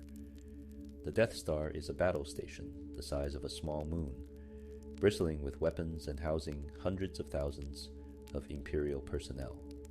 Obi-Wan feels the massive disturbance in the Force from all the deaths on Alderaan and realizes what kind of evil they're facing. Hiding in the Falcon's smuggling compartments, they avoid detection during the initial search. Obi-Wan senses that they've been brought here for a reason. He decides to disable the tractor beam so they can escape, leaving Luke, Han, and Chewbacca on the ship. But Luke discovers through R2-D2's computer access that Princess Leia is being held prisoner on the station, scheduled for execution. Despite Han's protests that rescuing her is suicide, Luke convinces the smuggler to help by mentioning that she's rich and would surely reward them handsomely. It's a lie, but it works. Their rescue attempt goes about as well as can be expected, which is to say it immediately falls apart into improvisation and desperate fighting. They free Leia from her cell, but Imperial forces corner them in the detention block. Leia, proving herself far from a damsel in distress, grabs a blaster and leads them into the garbage disposal chute. They nearly die in the trash compactor before R2-D2 shuts it down from the control room above. Meanwhile, Obi-Wan successfully disables the tractor beam, but he encounters Darth Vader in the hallways of the Death Star. The last time these two met was on Mustafar, when Obi-Wan left Anakin to burn. Now they face each other again, master and former student, though Vader is more machine than man. Their lightsaber duel is more measured than their battle on Mustafar, both combatants older and more cautious. Obi-Wan knows he can't defeat Vader in his aged state, but he can buy time for Luke and the others to escape. He sees Luke watching from the hangar where the Millennium Falcon is docked, and in that moment, Obi-Wan makes his choice. "If you strike me down, I shall become more powerful than you can possibly imagine," Obi-Wan tells Vader. Then he raises his lightsaber in salute and allows Vader to cut through him. But instead of a body falling, Obi-Wan's physical form vanishes, leaving only his empty robes and his lightsaber clattering to the floor. Luke witnesses this and cries out in anguish. Han pulls him onto the Falcon, and they escape the Death Star, though Vader has deliberately allowed them to leave. He's placed a tracking device on the ship, planning to follow them to the hidden rebel base. They arrive at Yavin 4, a jungle moon, where the Rebel Alliance has established its headquarters in an ancient temple. The rebels analyze the Death Star plans that R2-D2 carried and discover a weakness. A thermal exhaust port, only 2 meters wide, leads directly to the station's main reactor. If they can hit it with proton torpedoes, the resulting explosion will destroy the entire Death Star. But it's a nearly impossible shot, threading a torpedo down a narrow shaft while flying at combat speeds and dodging defensive turrets. The mission seems doomed before it starts. Han Solo takes his reward money and prepares to leave, unwilling to die in what he sees as a futile gesture. Luke volunteers for the mission, claiming he's a good pilot. He's assigned to an X-Wing starfighter and given the call sign Red 5. As the Rebel fleet launches to attack the Death Star, which is approaching Yavin 4 to destroy the Rebel base, Luke hears Obi-Wan's voice in his mind. The old Jedi Master, having transcended death and become one with the Force, still guides him. The Battle of Yavin is desperate and costly. The Death Star's defenses are formidable, shooting down Rebel fighters by the dozen. Darth Vader himself flies a TIE advanced fighter, hunting the rebels with ruthless efficiency. 2 attack runs on the exhaust port fail, the pilots killed before they can fire their torpedoes. Luke makes the final run, racing down the Death Star's trench with Vader on his tail. His targeting computer tracks the exhaust port, but at the critical moment, he hears Obi-Wan's voice telling him to trust his feelings, to use the Force.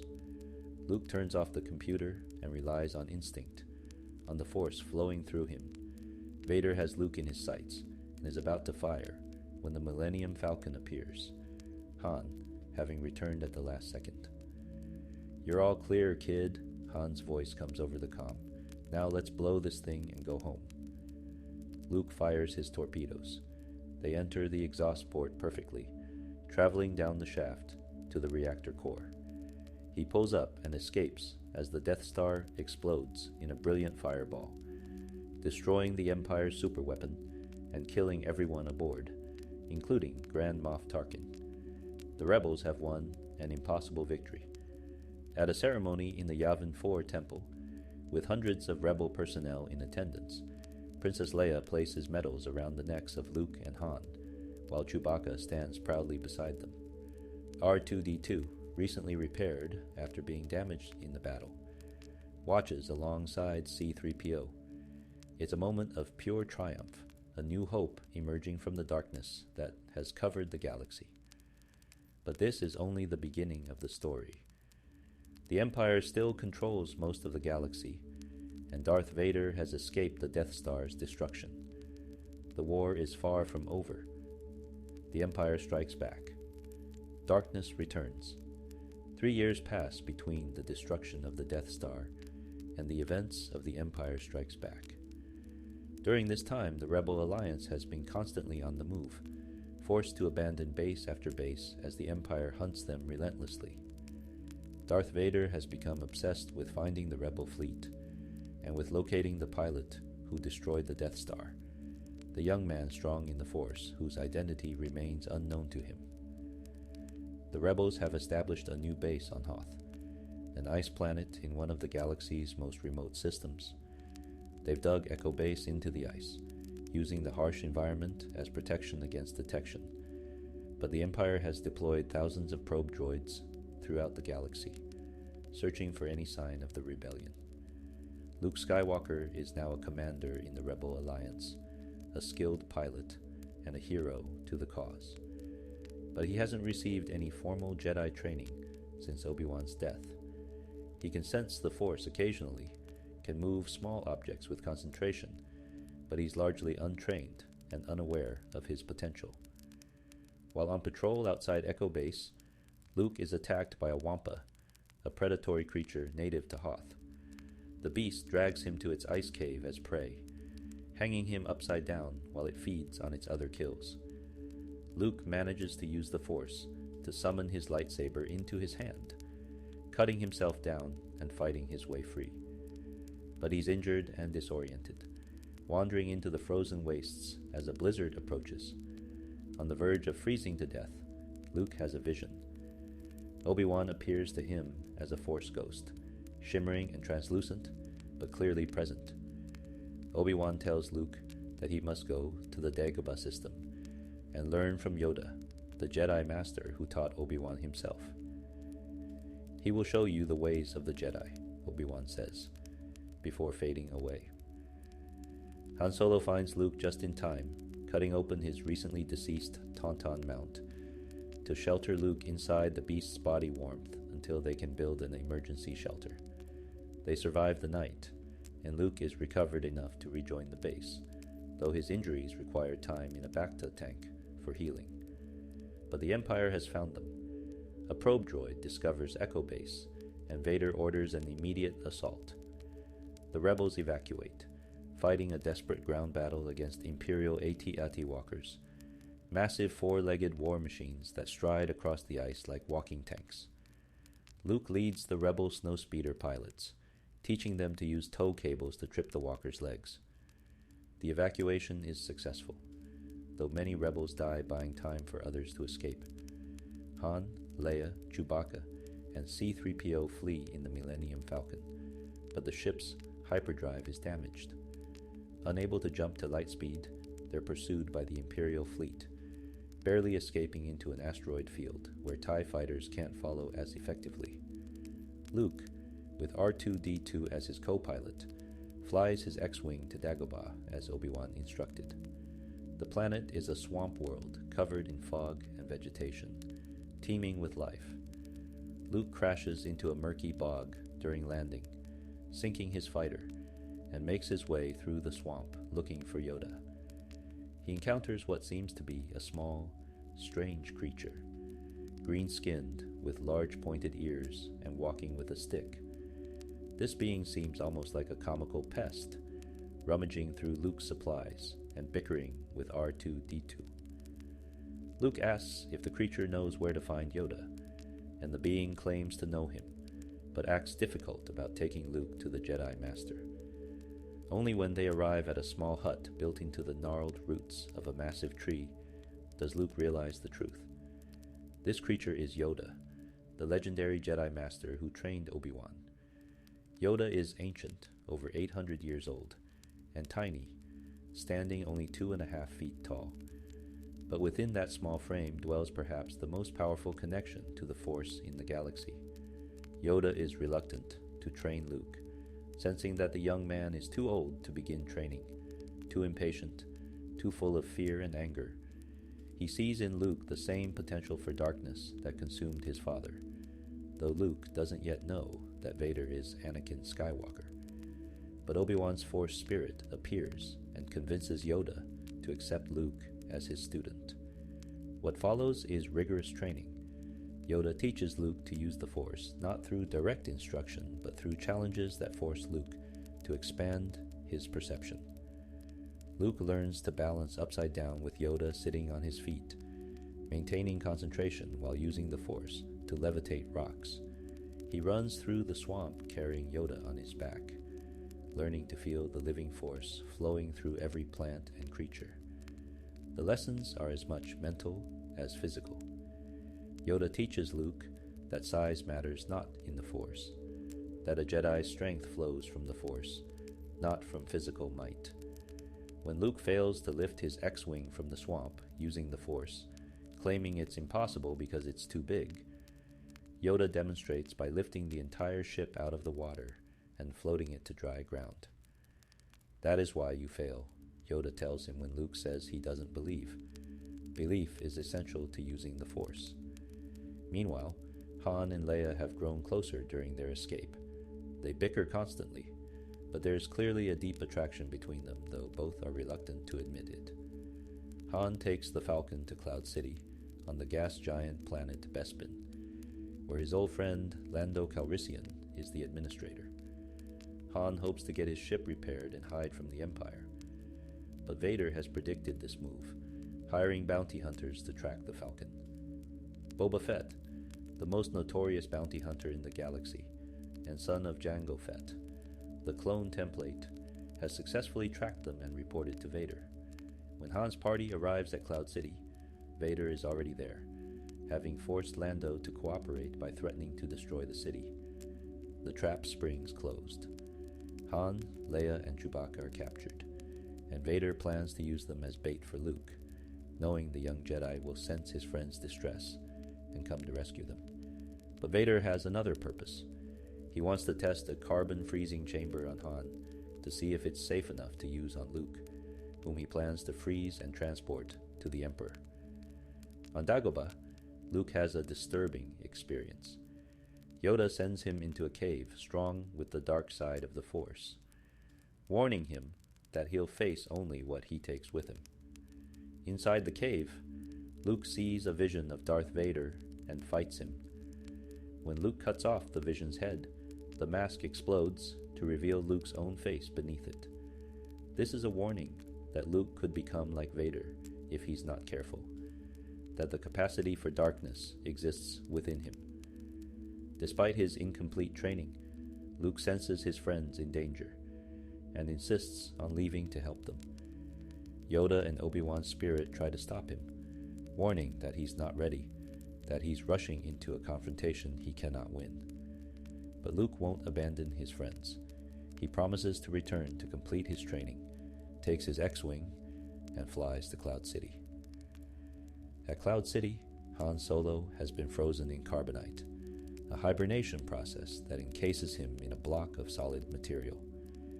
Leia is forced to watch as the man she's just realized she loves is frozen and handed over to Boba Fett, who will deliver him to Jabba the Hutt to collect the bounty on Han's head. Leia tells Han she loves him just before he's frozen. His response, "I know," becomes iconic. Luke arrives and falls directly into Vader's trap. In the carbon freezing chamber deep in Cloud City's industrial levels, Luke and Vader face each other. This is their first true confrontation, and Luke is hopelessly outmatched. Vader toys with him, testing his abilities, throwing objects with the Force while barely defending against Luke's attacks.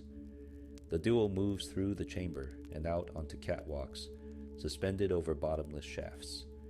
Luke fights desperately, but Vader is stronger, more skilled, and has decades more experience.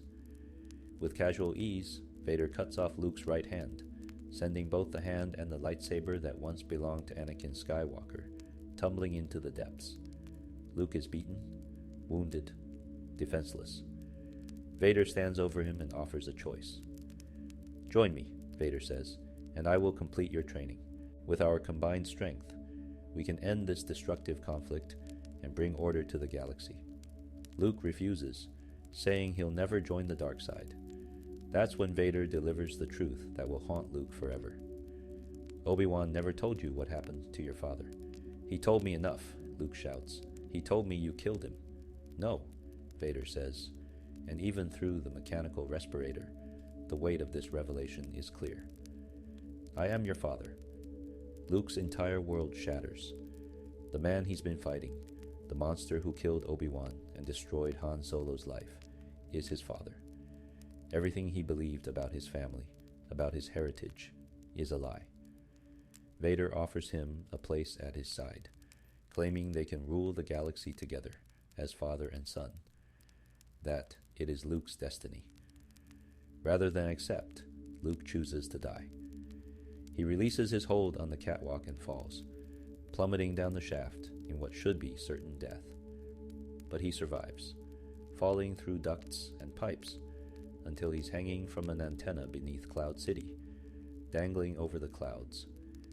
Calling out with his mind, he reaches Leia, who senses his distress through a force connection neither fully understands yet. She convinces Lando, who has joined the rebels after betraying Vader, to turn the Millennium Falcon around. They rescue Luke from beneath the city, and the Falcon escapes into hyperspace. Luke has survived, but he's lost his hand, lost his lightsaber, lost his illusions about his father, and watched Han Solo disappear in the hands of a bounty hunter. The film ends with Luke fitted with a mechanical hand, standing with Leia, Lando, and the droids aboard a rebel medical frigate, staring out at the galaxy. It's a dark ending, our heroes scattered and broken. The Empire has struck back against the rebellion's early success, and victory seems more distant than ever. But this darkness is necessary, because Return of the Jedi will show that even in the deepest darkness, redemption remains possible. Return of the Jedi, Redemption and Victory. The final film of the original trilogy begins with another rescue mission. 6 months have passed since Han Solo was frozen in carbonite and taken to Tatooine. Luke, now more mature and powerful in the Force, has constructed a new lightsaber. This one with a green blade instead of the blue his father wielded. He's formulated an elaborate plan to rescue Han from Jabba, the Hutt's palace. The plan involves Leia disguising herself as a bounty hunter and seemingly delivering Chewbacca as a prisoner to Jabba, while Luke and Lando infiltrate the palace separately. It's complex and risky, and things immediately go wrong when Jabba catches Leia unfreezing Han. The Crime Lord, a massive slug-like creature who rules through fear and violence, enslaves Leia and adds Han and Chewbacca to his collection of prisoners. When Luke finally confronts Jabba, attempting to use Jedi mind tricks that don't work on Hutts, he's dropped into a pit beneath the palace to be killed by a Rancor, a massive predatory beast. Luke kills the Rancor using the pit's machinery, enraging Jabba, who sentences Luke, Han, and Chewbacca to be executed by being thrown into the Sarlacc, a creature that lives in a pit in the desert and slowly digests its prey over 1,000 years. At the Sarlacc pit, with our heroes about to be pushed off the plank into the creature's mouth, Luke springs the trap. R2-D2 launches Luke's lightsaber from a hidden compartment. Luke catches it, and the rescue becomes a spectacular battle on the sail barge and skiffs above the Sarlacc. Leia strangles Jabba to death with the chain he used to enslave her, a moment of empowerment and revenge. Boba Fett, attempting to capture Luke with a wrist-mounted cable, accidentally has his jetpack struck, sending him flying out of control into the Sarlacc to be consumed. Luke, Han, and their friends escape, reunited at last. But there's no time for celebration.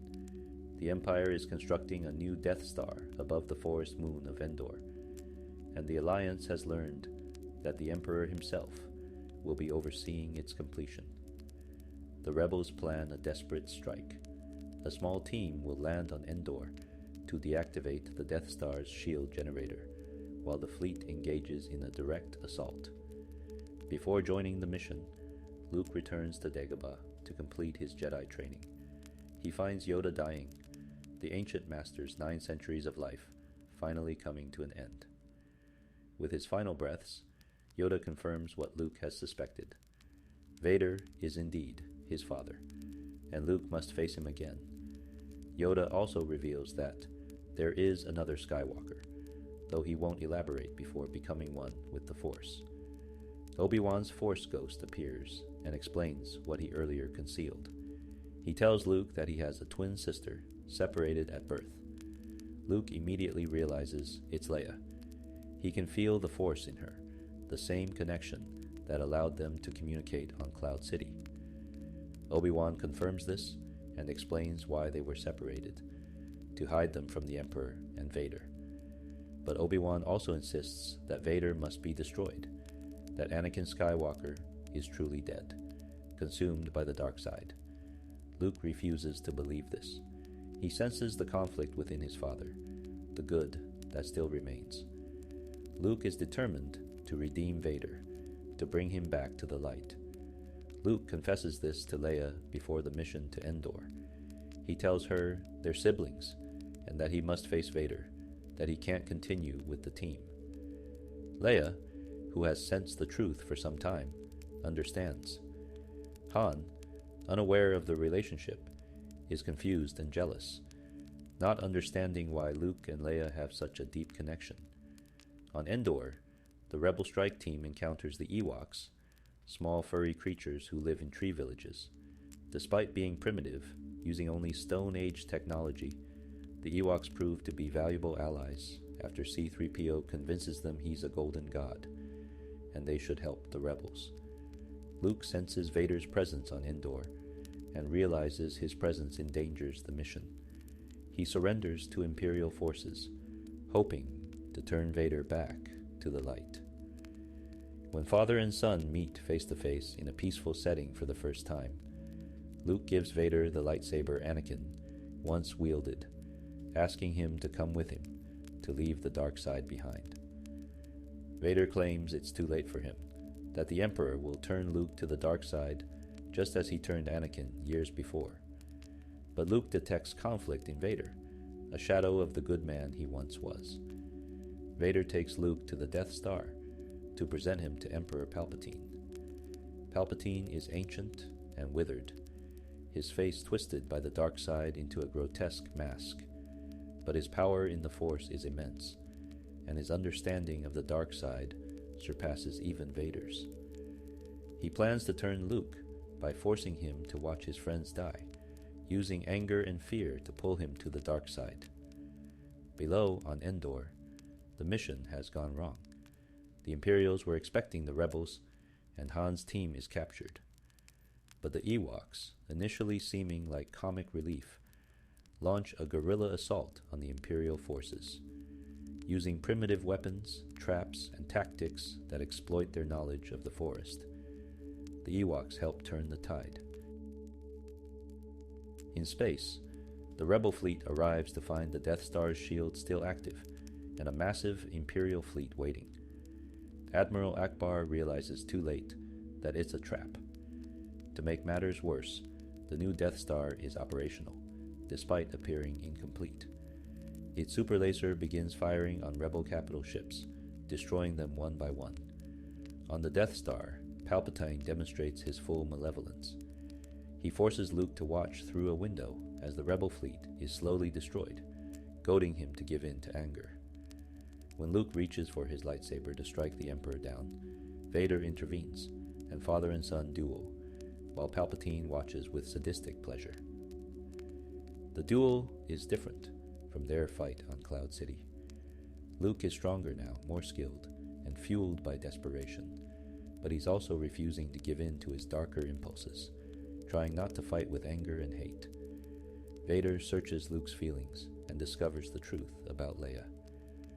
"Sister," Vader exclaims, "if you will not turn to the dark side, then perhaps she will." This threat to Leia breaks Luke's restraint. In a fury, he unleashes his full power, driving Vader back with a barrage of attacks. He cuts off Vader's mechanical hand, mirroring the injury Vader gave him on Cloud City. Vader falls, beaten. Palpatine is delighted, urging Luke to kill his father and take Vader's place as the Emperor's apprentice. But Luke looks at his own mechanical hand, and then at Vader's severed mechanical hand, seeing how similar they are. This is the moment of Luke's triumph as a Jedi. He throws his lightsaber away and declares, "I am a Jedi, like my father before me." Palpatine's pleasure turns to rage. If Luke won't serve him, he'll destroy him. The Emperor unleashes Force lightning, blue-white electricity that courses through Luke's body, torturing him. Luke screams in agony, calling out for his father's help. Vader, watching his son being murdered by his master, faces a choice. For 23 years, he's served the dark side. He's killed thousands, committed atrocities, been a slave to the Emperor's will. But now, seeing his son dying, the man he could have been, the Anakin Skywalker who loved his family and wanted to save people, emerges one final time. Vader picks up Palpatine, and despite the lightning now coursing through his own body and destroying his life support systems, throws the Emperor down a deep shaft. Palpatine's screams echo as he falls, disappearing into the Death Star's reactor core. The Emperor is dead, the last of the Sith destroyed, and balance has finally been brought to the Force. But Vader is dying. The lightning has destroyed his suit's systems, and he can't breathe without his mask. Luke drags him toward a shuttle, desperate to save him, but Vader knows it's too late. He asks Luke to remove his mask so he can see his son with his own eyes, not through the red lenses of his helmet. Luke complies, and for the first time, we see the face of Anakin Skywalker. He's pale, scarred, with no hair and deep sadness in his eyes, but there's also peace. "You were right about me," Anakin tells Luke. "Tell your sister you were right." Then he dies, his body releasing into the Force. Below, on Endor, the shield generator is destroyed. Lando Calrissian, flying the Millennium Falcon, leads a strike at the Death Star's reactor core. As the station begins to explode around them, Lando and his wingman escape mere seconds before the reactor detonates. The Death Star explodes in a fireball that illuminates Endor's night sky. Luke escapes the Death Star and returns to Endor with his father's body. The rebels celebrate their victory with the Ewoks in a great party in the forest. During the celebration, Luke steps away and burns Vader's armor on a funeral pyre, a Jedi tradition. Later, Luke sees 3 Force ghosts, Obi-Wan, Yoda, and Anakin Skywalker, restored to the age he was before he fell to the dark side. They smile at him, confirming that Anakin has indeed returned to the light and become one with the Force. The prophecy has been fulfilled. The Chosen One has brought balance to the Force by destroying the Sith. The film ends with celebrations across the galaxy. Coruscant, Naboo, Tatooine, and countless other worlds rejoice at the Empire's fall. The original trilogy concludes with hope restored, the galaxy free from tyranny, and the Jedi way preserved through Luke Skywalker. But this isn't the end of the Star Wars story. Decades later, the sequel trilogy will show that peace is never permanent, that new threats always emerge, and that the balance Luke and Anakin fought for must be maintained by each generation. The sequel era, a new generation. 30 years after the Battle of Endor, the galaxy has changed again. The Empire fell, but it wasn't completely destroyed. Remnants of Imperial forces fled to the unknown regions, where they have been rebuilding in secret. They've emerged as the First Order, a military dictatorship that has learned from the Empire's mistakes and seeks to reclaim control of the galaxy. The New Republic, established after the rebellion's victory, has become complacent. They've demilitarized, believing the threat from Imperial remnants is minimal. This leaves the galaxy vulnerable to the First Order's sudden and brutal rise. Leia Organa, now General Organa, has formed a resistance group to fight the First Order when the New Republic refuses to take the threat seriously. Luke Skywalker has vanished. Years earlier, he attempted to rebuild the Jedi Order, training a new generation of Jedi Knights. But one of his students, his nephew Ben Solo, the son of Han and Leia, was seduced to the dark side by Supreme Leader Snoke, a mysterious dark side user who leads the First Order. Ben destroyed Luke's Jedi temple and killed the other students, becoming Kylo Ren, a dark warrior serving the First Order. Devastated by this failure, Luke exiled himself to a remote planet, the same place where the first Jedi temple was built, thousands of years ago. Ahch-To. He's cut himself off from the Force and the galaxy, believing the Jedi should end because they've caused more harm than good throughout history. This is where the sequel trilogy picks up, with The Force Awakens introducing a new generation of heroes who will determine the galaxy's future. Rey is a scavenger on Jakku, a desert planet littered with the wreckage of starships from the Battle of Jakku, the Empire's last stand. She's been alone for most of her life, waiting for parents who abandoned her as a child and never returned. She survives by stripping parts from old star destroyers and trading them for food rations. Finn is a stormtrooper, raised from birth by the First Order to be a soldier. But unlike other stormtroopers, Finn develops a conscience. During his first combat mission, watching fellow soldiers die and being ordered to massacre innocents, Finn decides to defect. He frees Poe Dameron, a resistance pilot being held prisoner, and together they escape the First Order fleet. Their escape doesn't go as planned. They crash on Jakku, where Finn encounters Rey. The First Order is hunting them because Poe was carrying a map fragment showing Luke Skywalker's location, given to him by Lor San Tekka, an old ally of Luke's, who was killed by Kylo Ren during the film's opening. Rey and Finn escape Jakku in an old ship they steal from a junkyard. That ship happens to be the Millennium Falcon, which has been missing for years. As they flee the First Order, they're captured by a larger ship. The Falcon's previous owners have found them, Han Solo and Chewbacca. Han has returned to his old life as a smuggler after his son became Kylo Ren, unable to face the failure and pain. But seeing the map fragment to Luke, knowing Leia needs help, Han agrees to take Rey and Finn to the Resistance base. Along the way, Rey discovers she's Force-sensitive when she accidentally touches Anakin's old lightsaber, now called Luke's lightsaber, and experiences intense visions of the past and future. The First Order's ultimate weapon is Starkiller Base, a planet converted into a superweapon that can drain a star's energy and use it to destroy entire star systems across the galaxy. General Hux, a fanatical First Order officer, uses this weapon to destroy the New Republic capital system, killing billions and decapitating the government in a single strike. Han Solo, who has become a mentor figure to both Rey and Finn, attempts to redeem his son. He encounters Kylo Ren on Starkiller Base and tries to bring him home to his mother. Kylo seems conflicted, telling Han that he's being torn apart by the pull of the light and the dark. He asks for Han's help. Han reaches for his son, hope in his eyes, but Kylo Ren ignites his lightsaber through Han's chest, killing him in an act meant to solidify his commitment to the dark side. Kylo thinks murdering his father will end his internal conflict. Instead, it only deepens his confusion and pain. Rey and Finn witness this. Finn, taking up Luke's lightsaber, fights Kylo Ren to avenge Han. He's quickly defeated, seriously wounded in the fight. Rey, calling on the Force instinctively, retrieves the lightsaber and faces Kylo herself.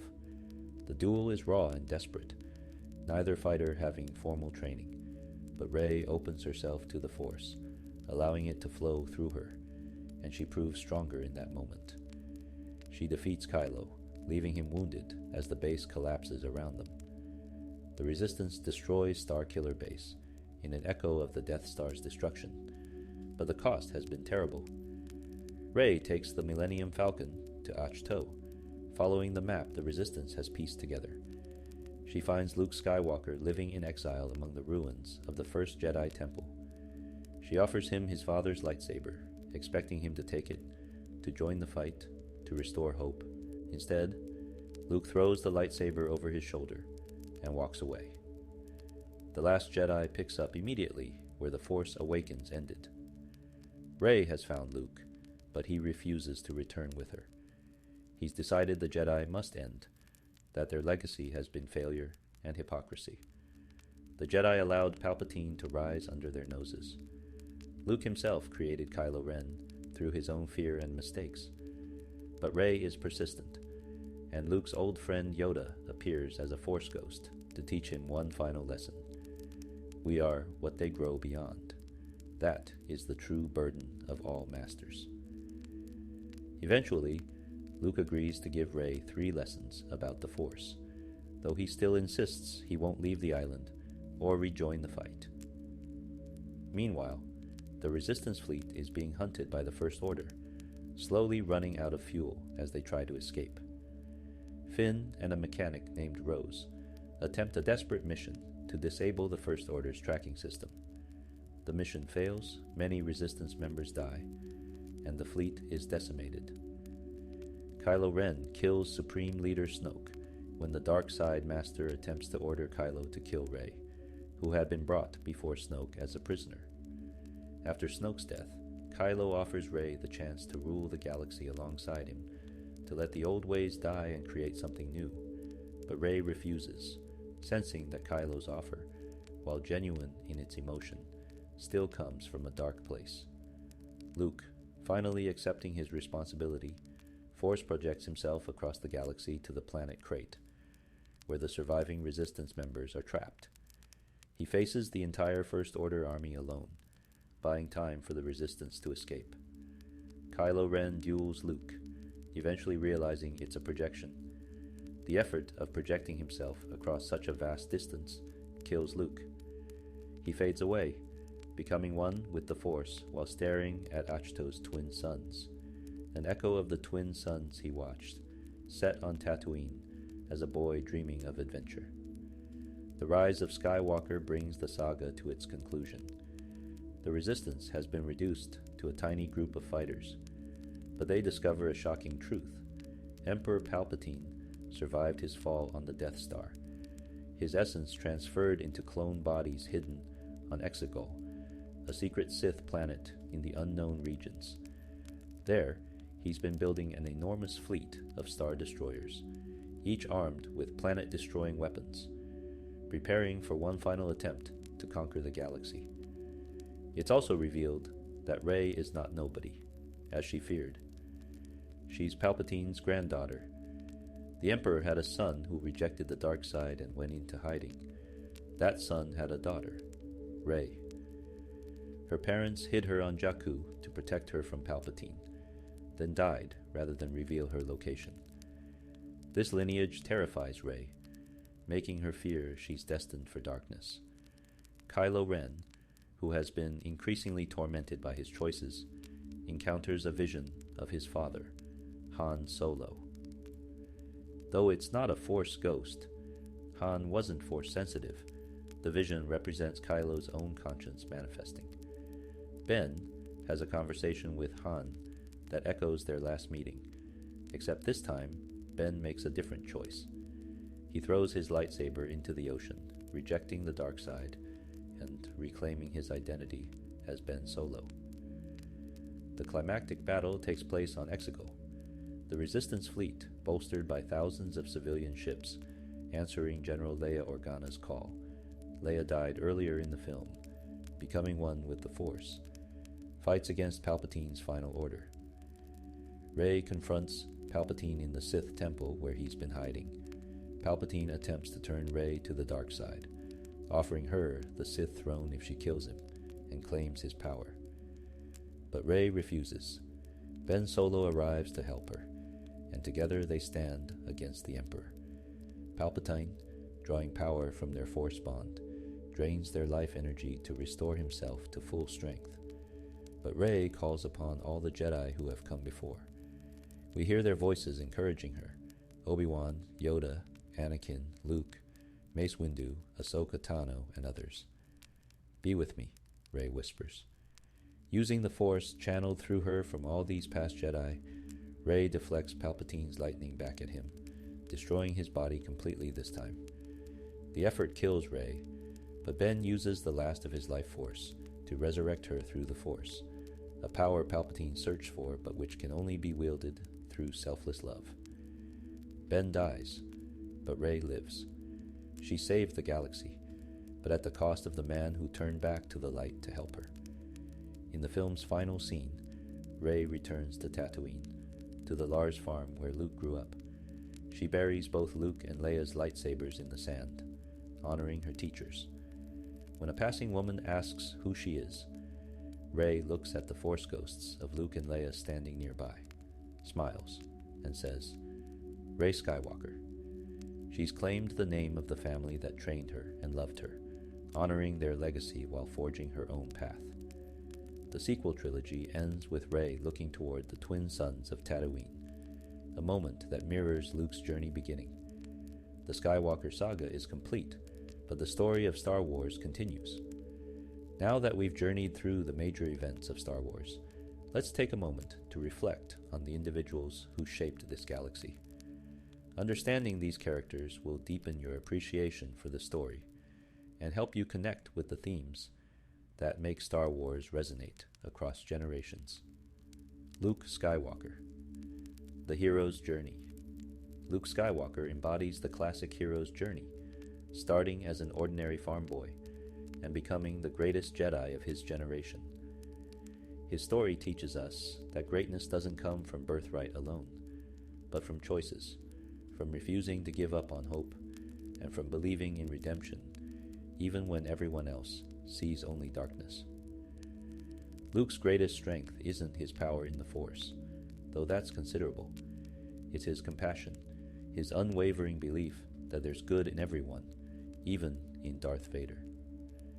This optimism seems naive to cynical characters like Han Solo, and even to wise mentors like Yoda and Obi-Wan. But Luke proves them wrong by redeeming his father and defeating the Emperor through love rather than hate. However, Luke is not without flaws. In his later years, as shown in The Last Jedi, he fails catastrophically. When he senses darkness growing in Ben Solo, Luke momentarily considers killing his sleeping nephew. That moment of fear and weakness doesn't just fail to prevent Ben's fall to the dark side, it causes it. Ben wakes to see his uncle standing over him with an ignited lightsaber, confirming his worst fears about the Jedi. This failure haunts Luke so deeply that he exiles himself and cuts himself off from the Force, believing the Jedi do more harm than good. It takes Rey's determination and Yoda's wisdom to show him that failure is the greatest teacher, and that his final act, his sacrifice to save the Resistance, demonstrates the true meaning of being a Jedi. Luke's arc across all three trilogies shows us that heroes are made through struggle, that failure doesn't define us, and that the choice to hope, to believe in others, to stand for what's right, even when it costs everything, that choice is what makes a true hero. Darth Vader, Anakin Skywalker, the fallen hero. Anakin Skywalker is perhaps the most tragic figure in Star Wars. Born of prophecy, discovered as the potential chosen one, blessed with more raw power in the Force than any Jedi in history, Anakin seemed destined for greatness. And in a sense, he achieved it, just not in the way anyone expected. Anakin's fall to the dark side stems from love, which makes it all the more heartbreaking. He didn't embrace evil out of hatred or a desire for power. He fell because he loved Padme so deeply that the thought of losing her drove him to desperation. Palpatine exploited this love, this attachment, turning it into a weapon that destroyed everything Anakin held dear. As Darth Vader, Anakin becomes a monster, killing Jedi, slaughtering innocents, serving an evil empire for decades. But the tragedy is that the good man never completely died. Throughout the original trilogy, we see hints of Anakin still existing within Vader, his reluctance to kill Luke, his conflicted feelings when Luke appeals to his conscience, and finally, his choice to save his son at the cost of his own life. Vader's redemption is controversial among fans. Some argue that his crimes are too great to be forgiven, but the Star Wars saga suggests that redemption is always possible, that even the most fallen can return to the light if they make the choice, though that choice may come at the ultimate price. Anakin Skywalker's story warns us about the dangers of fear, of attachment taken to unhealthy extremes, of the corruption that comes from seeking power to protect what we love. But it also tells us that it's never too late to make the right choice, to turn away from darkness and toward light, even if it's the last thing we ever do. Princess Leia Organa, the leader. Leia Organa is royalty by adoption, raised as the Princess of Alderaan by Bail Organa and his wife. But she's also a Skywalker by blood, Luke's twin sister, and equally strong in the Force, though she never receives formal Jedi training until very late in life. From her first appearance, Leia subverts expectations of the damsel in distress. Yes, she's a princess who needs rescuing in A New Hope, but she immediately takes charge of her own rescue, insulting her would-be saviors and showing more competence under fire than they do. She's sarcastic, intelligent, politically savvy, and a crack shot with a blaster. Leia dedicates her entire life to fighting tyranny. As a teenager, she's already involved in the rebellion, risking her position and her safety to oppose the Empire. She watches her entire homeworld and everyone she's ever known destroyed by the Death Star, yet continues fighting without breaking.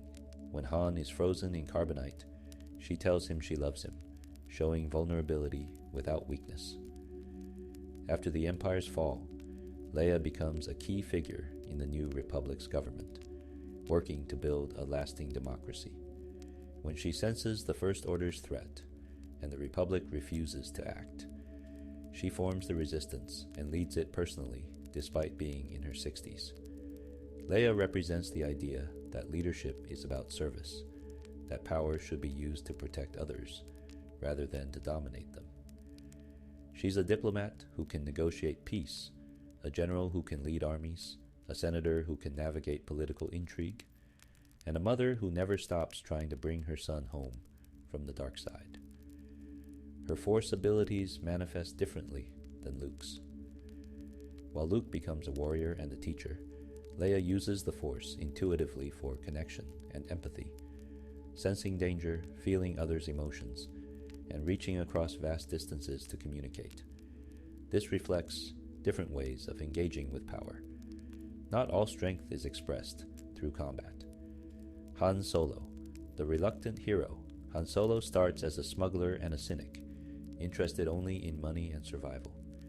He's been hurt and betrayed enough times that he's put up walls, adopting a persona of carefree selfishness that hides a more complex person underneath.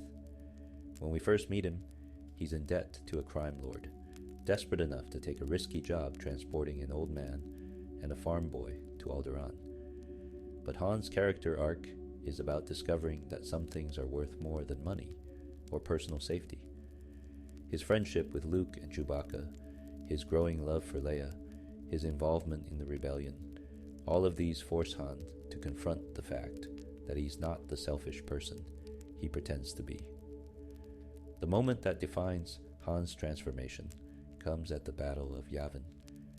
He takes his payment and leaves, flying away while Luke and the rebels prepare for what seems like a suicide mission against the Death Star. Leia tells him she knew he'd leave because that's what you do. It seems to confirm that Han will always choose himself. But at the critical moment, when Vader has Luke in his sights and is about to fire, Han returns. Yahoo! You're all clear, kid. His intervention saves Luke, destroys the Death Star, and marks Han's transition from mercenary to hero. I knew you'd come back, Luke tells him afterward. I just got a feeling. That feeling is the Force, sensing Han's true nature beneath his cynical exterior. Han's romance with Leia is built on banter and mutual respect. They argue constantly, but it's clear they're perfect for each other, two strong-willed people who challenge each other and bring out the best in each other. Their relationship shows that love doesn't have to be gentle and quiet. It can be passionate, argumentative, and still deeply true. In the sequel trilogy, we see that Han has suffered. His son's turn to the dark side broke something in him, driving him back to the life he knew before he became a hero. But even then, even broken by grief and failure, Han makes one final heroic choice, confronting his son and trying to bring him home, knowing it will likely cost him his life. And it does. Han Solo dies as he lived, taking risks for the people he loves. Obi-Wan Kenobi, the wise master.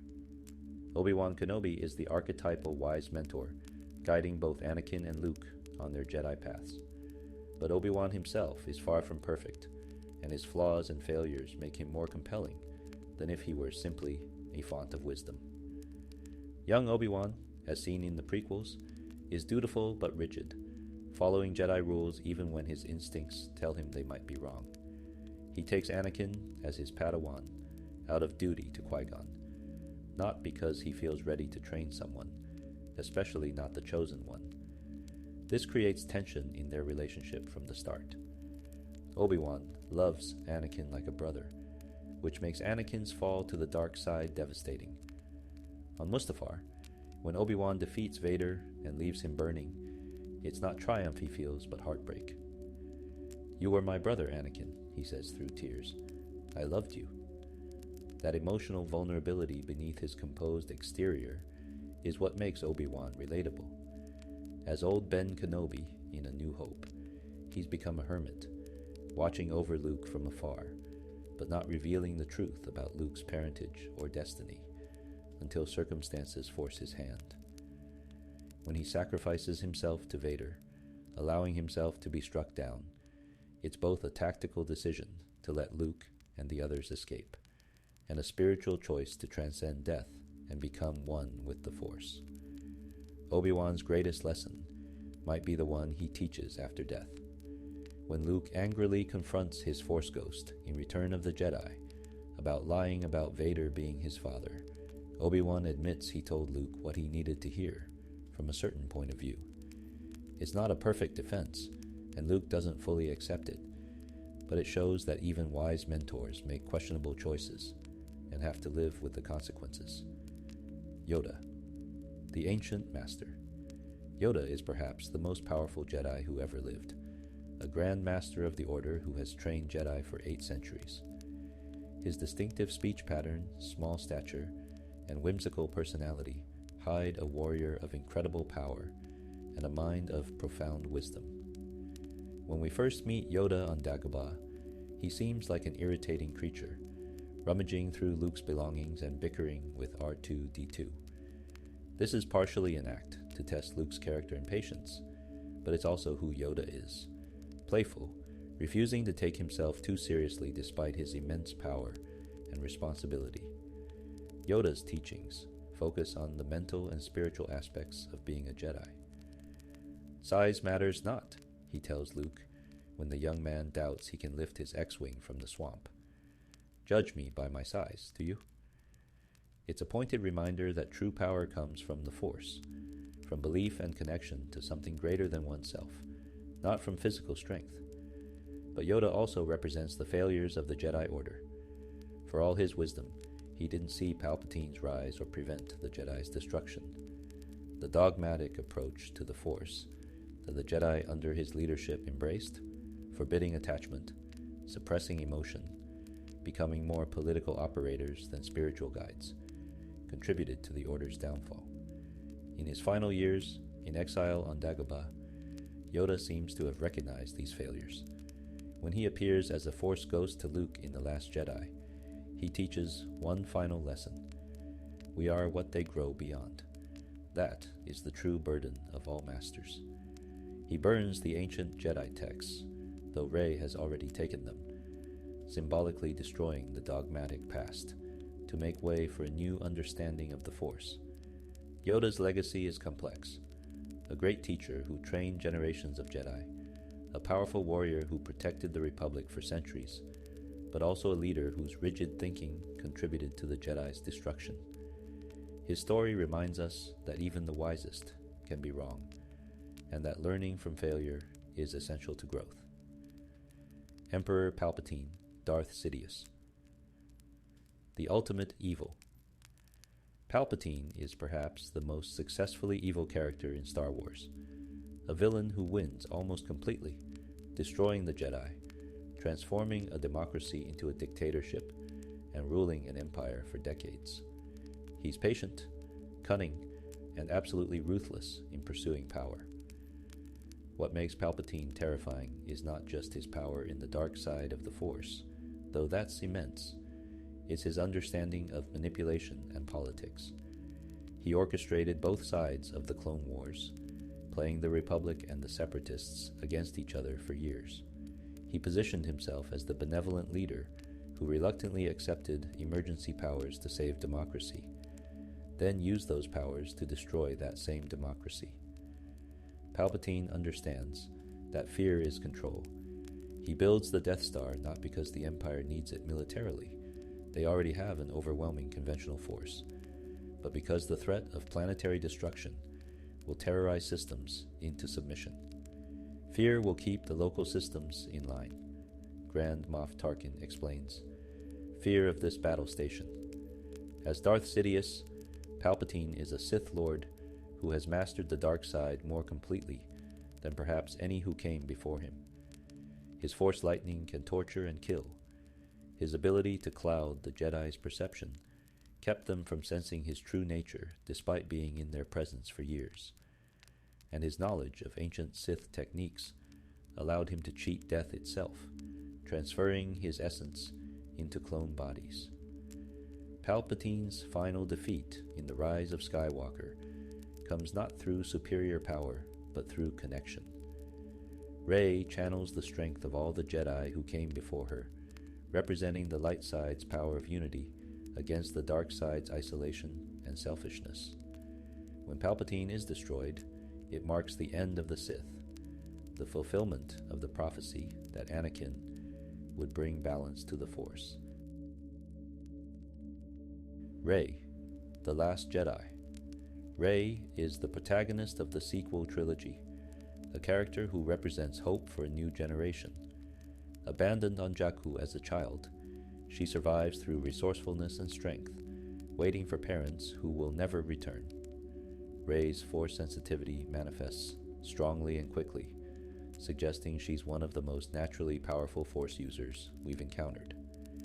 She can perform complex Force techniques like mind tricks and lightsaber combat almost instinctively, drawing on the Force through intuition rather than training. Her heritage becomes a central question. Who is Rey? In The Force Awakens, she's nobody, just a scavenger. In The Last Jedi, Kylo Ren tells her that her parents were junkers who sold her for drinking money, nobody special. But in The Rise of Skywalker, the truth emerges. She's Palpatine's granddaughter, the product of a dark legacy. This revelation could have destroyed her. Learning you're descended from the galaxy's greatest evil, that darkness flows in your blood, would tempt anyone to give up, to embrace what seems like destiny. But Rey makes a different choice. She rejects Palpatine's legacy and claims the Skywalker name, demonstrating that we are not defined by where we come from, but by who we choose to be. Rey's relationship with Kylo Ren, Ben Solo, is complex, a Force bond that connects them across vast distances. They can see each other, communicate, even fight across this connection. It's something rarely seen in Star Wars, a dyad in the Force, where two individuals are linked as one. This connection becomes crucial to defeating Palpatine, as both light and dark working together can accomplish what neither could alone. Rey represents the idea that the Force doesn't belong to any bloodline or institution. You don't have to be a Skywalker or train for years in an academy to be powerful or heroic. The Force is available to anyone who opens themselves to it, and heroism is about the choices you make, not the circumstances of your birth. Kylo Ren, Ben Solo, the conflicted warrior. Ben Solo had perhaps the worst possible combination of factors working against him. Born to two heroes of the rebellion, nephew to the last Jedi, grandson of Darth Vader, and target of Supreme Leader Snoke's manipulation from childhood. The expectations placed on him, the legacy he had to live up to, the voice of darkness whispering in his mind, all of these pressured him toward breaking. When Luke, in a moment of fear, considers killing Ben to prevent the darkness he senses, Ben feels betrayed by the one person who should have trusted him most. This betrayal pushes him fully to the dark side, becoming Kylo Ren and pledging himself to the First Order. But unlike Vader, who was fully committed to the dark side for most of his life, Kylo Ren is constantly conflicted. He says he feels the pull to the light, and his actions suggest this is true. He hesitates to fire on his mother's ship, can't quite commit to pure evil, and eventually turns back to the light when given the opportunity. Kylo's choice to kill Han Solo is meant to solidify his commitment to darkness, to end his internal struggle once and for all, but it has the opposite effect. The deed, rather than freeing him, only increases his turmoil. Killing his father doesn't make Kylo more powerful. It makes him weaker and more conflicted. When Rey rejects his offer to rule the galaxy together after Snoke's death, Kylo takes power alone, becoming supreme leader of the First Order. But leadership doesn't give him peace. He's still torn, still searching for identity and purpose. His redemption comes through the memory of his father. Han Solo, appearing as a vision or manifestation of Ben's own conscience, gives him the chance to make a different choice. This time, Ben chooses the light. He becomes Ben Solo again, rejecting Kylo Ren completely, and sacrifices his life to save Rey. Ben's story shows that the path to redemption is never easy, that the harm we've done doesn't simply vanish when we turn back to the good, and that sometimes redemption requires giving everything, including our lives, to make things right. Expanding the galaxy, shows and beyond. While the movies tell the core story of Star Wars, the saga has expanded far beyond the 9 main films. Television series, novels, comics, and video games have enriched the universe, exploring characters, time periods, and corners of the galaxy that the films don't have time to cover. The Clone Wars animated series, which ran for 7 seasons, explores the 3 years between Attack of the Clones and Revenge of the Sith. It develops Anakin Skywalker far more than the prequel films do, showing him as a heroic Jedi Knight, a brilliant strategist, and a mentor to his Padawan, Ahsoka Tano. The series also gives depth to the clone troopers, revealing their personalities and making Order 66 even more heartbreaking when it comes. Ahsoka Tano, who doesn't appear in the movies, becomes one of the most beloved characters in Star Wars through the Clone Wars. As Anakin's apprentice, she learns from him and grows into a powerful Jedi in her own right. But she eventually leaves the Jedi Order, disillusioned by their politics and dogma. This makes her one of the few who survives the Purge, as she's not technically a Jedi when Order 66 is executed. Star Wars Rebels, another animated series, takes place between Revenge of the Sith and A New Hope, showing the formation of the Rebel Alliance. It follows a crew of misfits on the Ghost, a ship carrying a Jedi survivor, a Padawan in training, a Mandalorian weapons expert, and other rebels fighting the Empire in its early years. The series connects to the larger Star Wars story while telling its own compelling narratives. The Mandalorian, a live-action series on Disney Plus, has become enormously popular. Set after Return of the Jedi, it follows a lone bounty hunter in the lawless outer regions of the galaxy. The series introduces Grogu, also known as Baby Yoda by fans, a child of Yoda's species who is strong in the Force.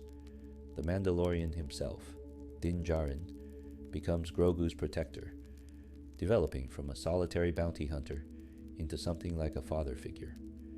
Other series expand the Star Wars universe further. Andor explores the cost of rebellion through a more grounded, espionage-focused lens. The Book of Boba Fett follows the legendary bounty hunter after his escape from the Sarlacc.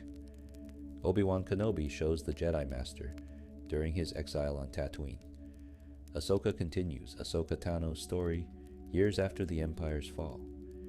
Each of these series demonstrates that Star Wars is not just about Skywalkers or Jedi, but about the countless individuals across the galaxy fighting for what they believe in, surviving in difficult circumstances, and discovering that heroism comes in many forms. Video games like Knights of the Old Republic explore the ancient history of Jedi and Sith, thousands of years before the films.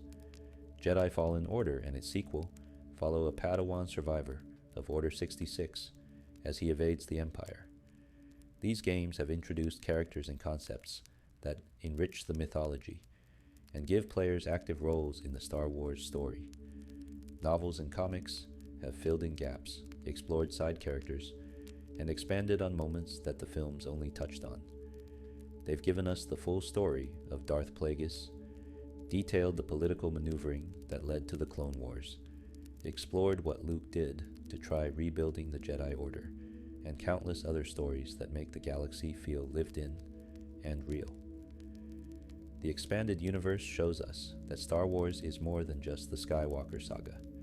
It's an entire galaxy of stories, with room for smugglers and soldiers, droids and aliens, Jedi, and ordinary people just trying to survive. Every story adds another layer to our understanding of this fictional universe and why it continues to captivate audiences. The timeless themes of Star Wars as you drift toward sleep. Let's reflect on why Star Wars has endured for nearly 50 years, why it resonates with generation after generation, why parents share it with their children who grow up to share it with theirs. Star Wars is, at its core, about hope, not blind optimism, but the choice to believe that things can get better, that darkness can be overcome, that one person can make a difference. Luke Skywalker, a farm boy from nowhere, becomes the hero who redeems his father and defeats the Emperor. Rey, a scavenger abandoned on a desert planet, becomes the Jedi who ends the Sith.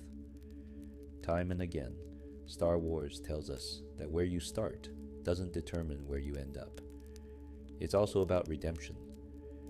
Anakin Skywalker commits terrible crimes, becomes a monster, serves evil for decades.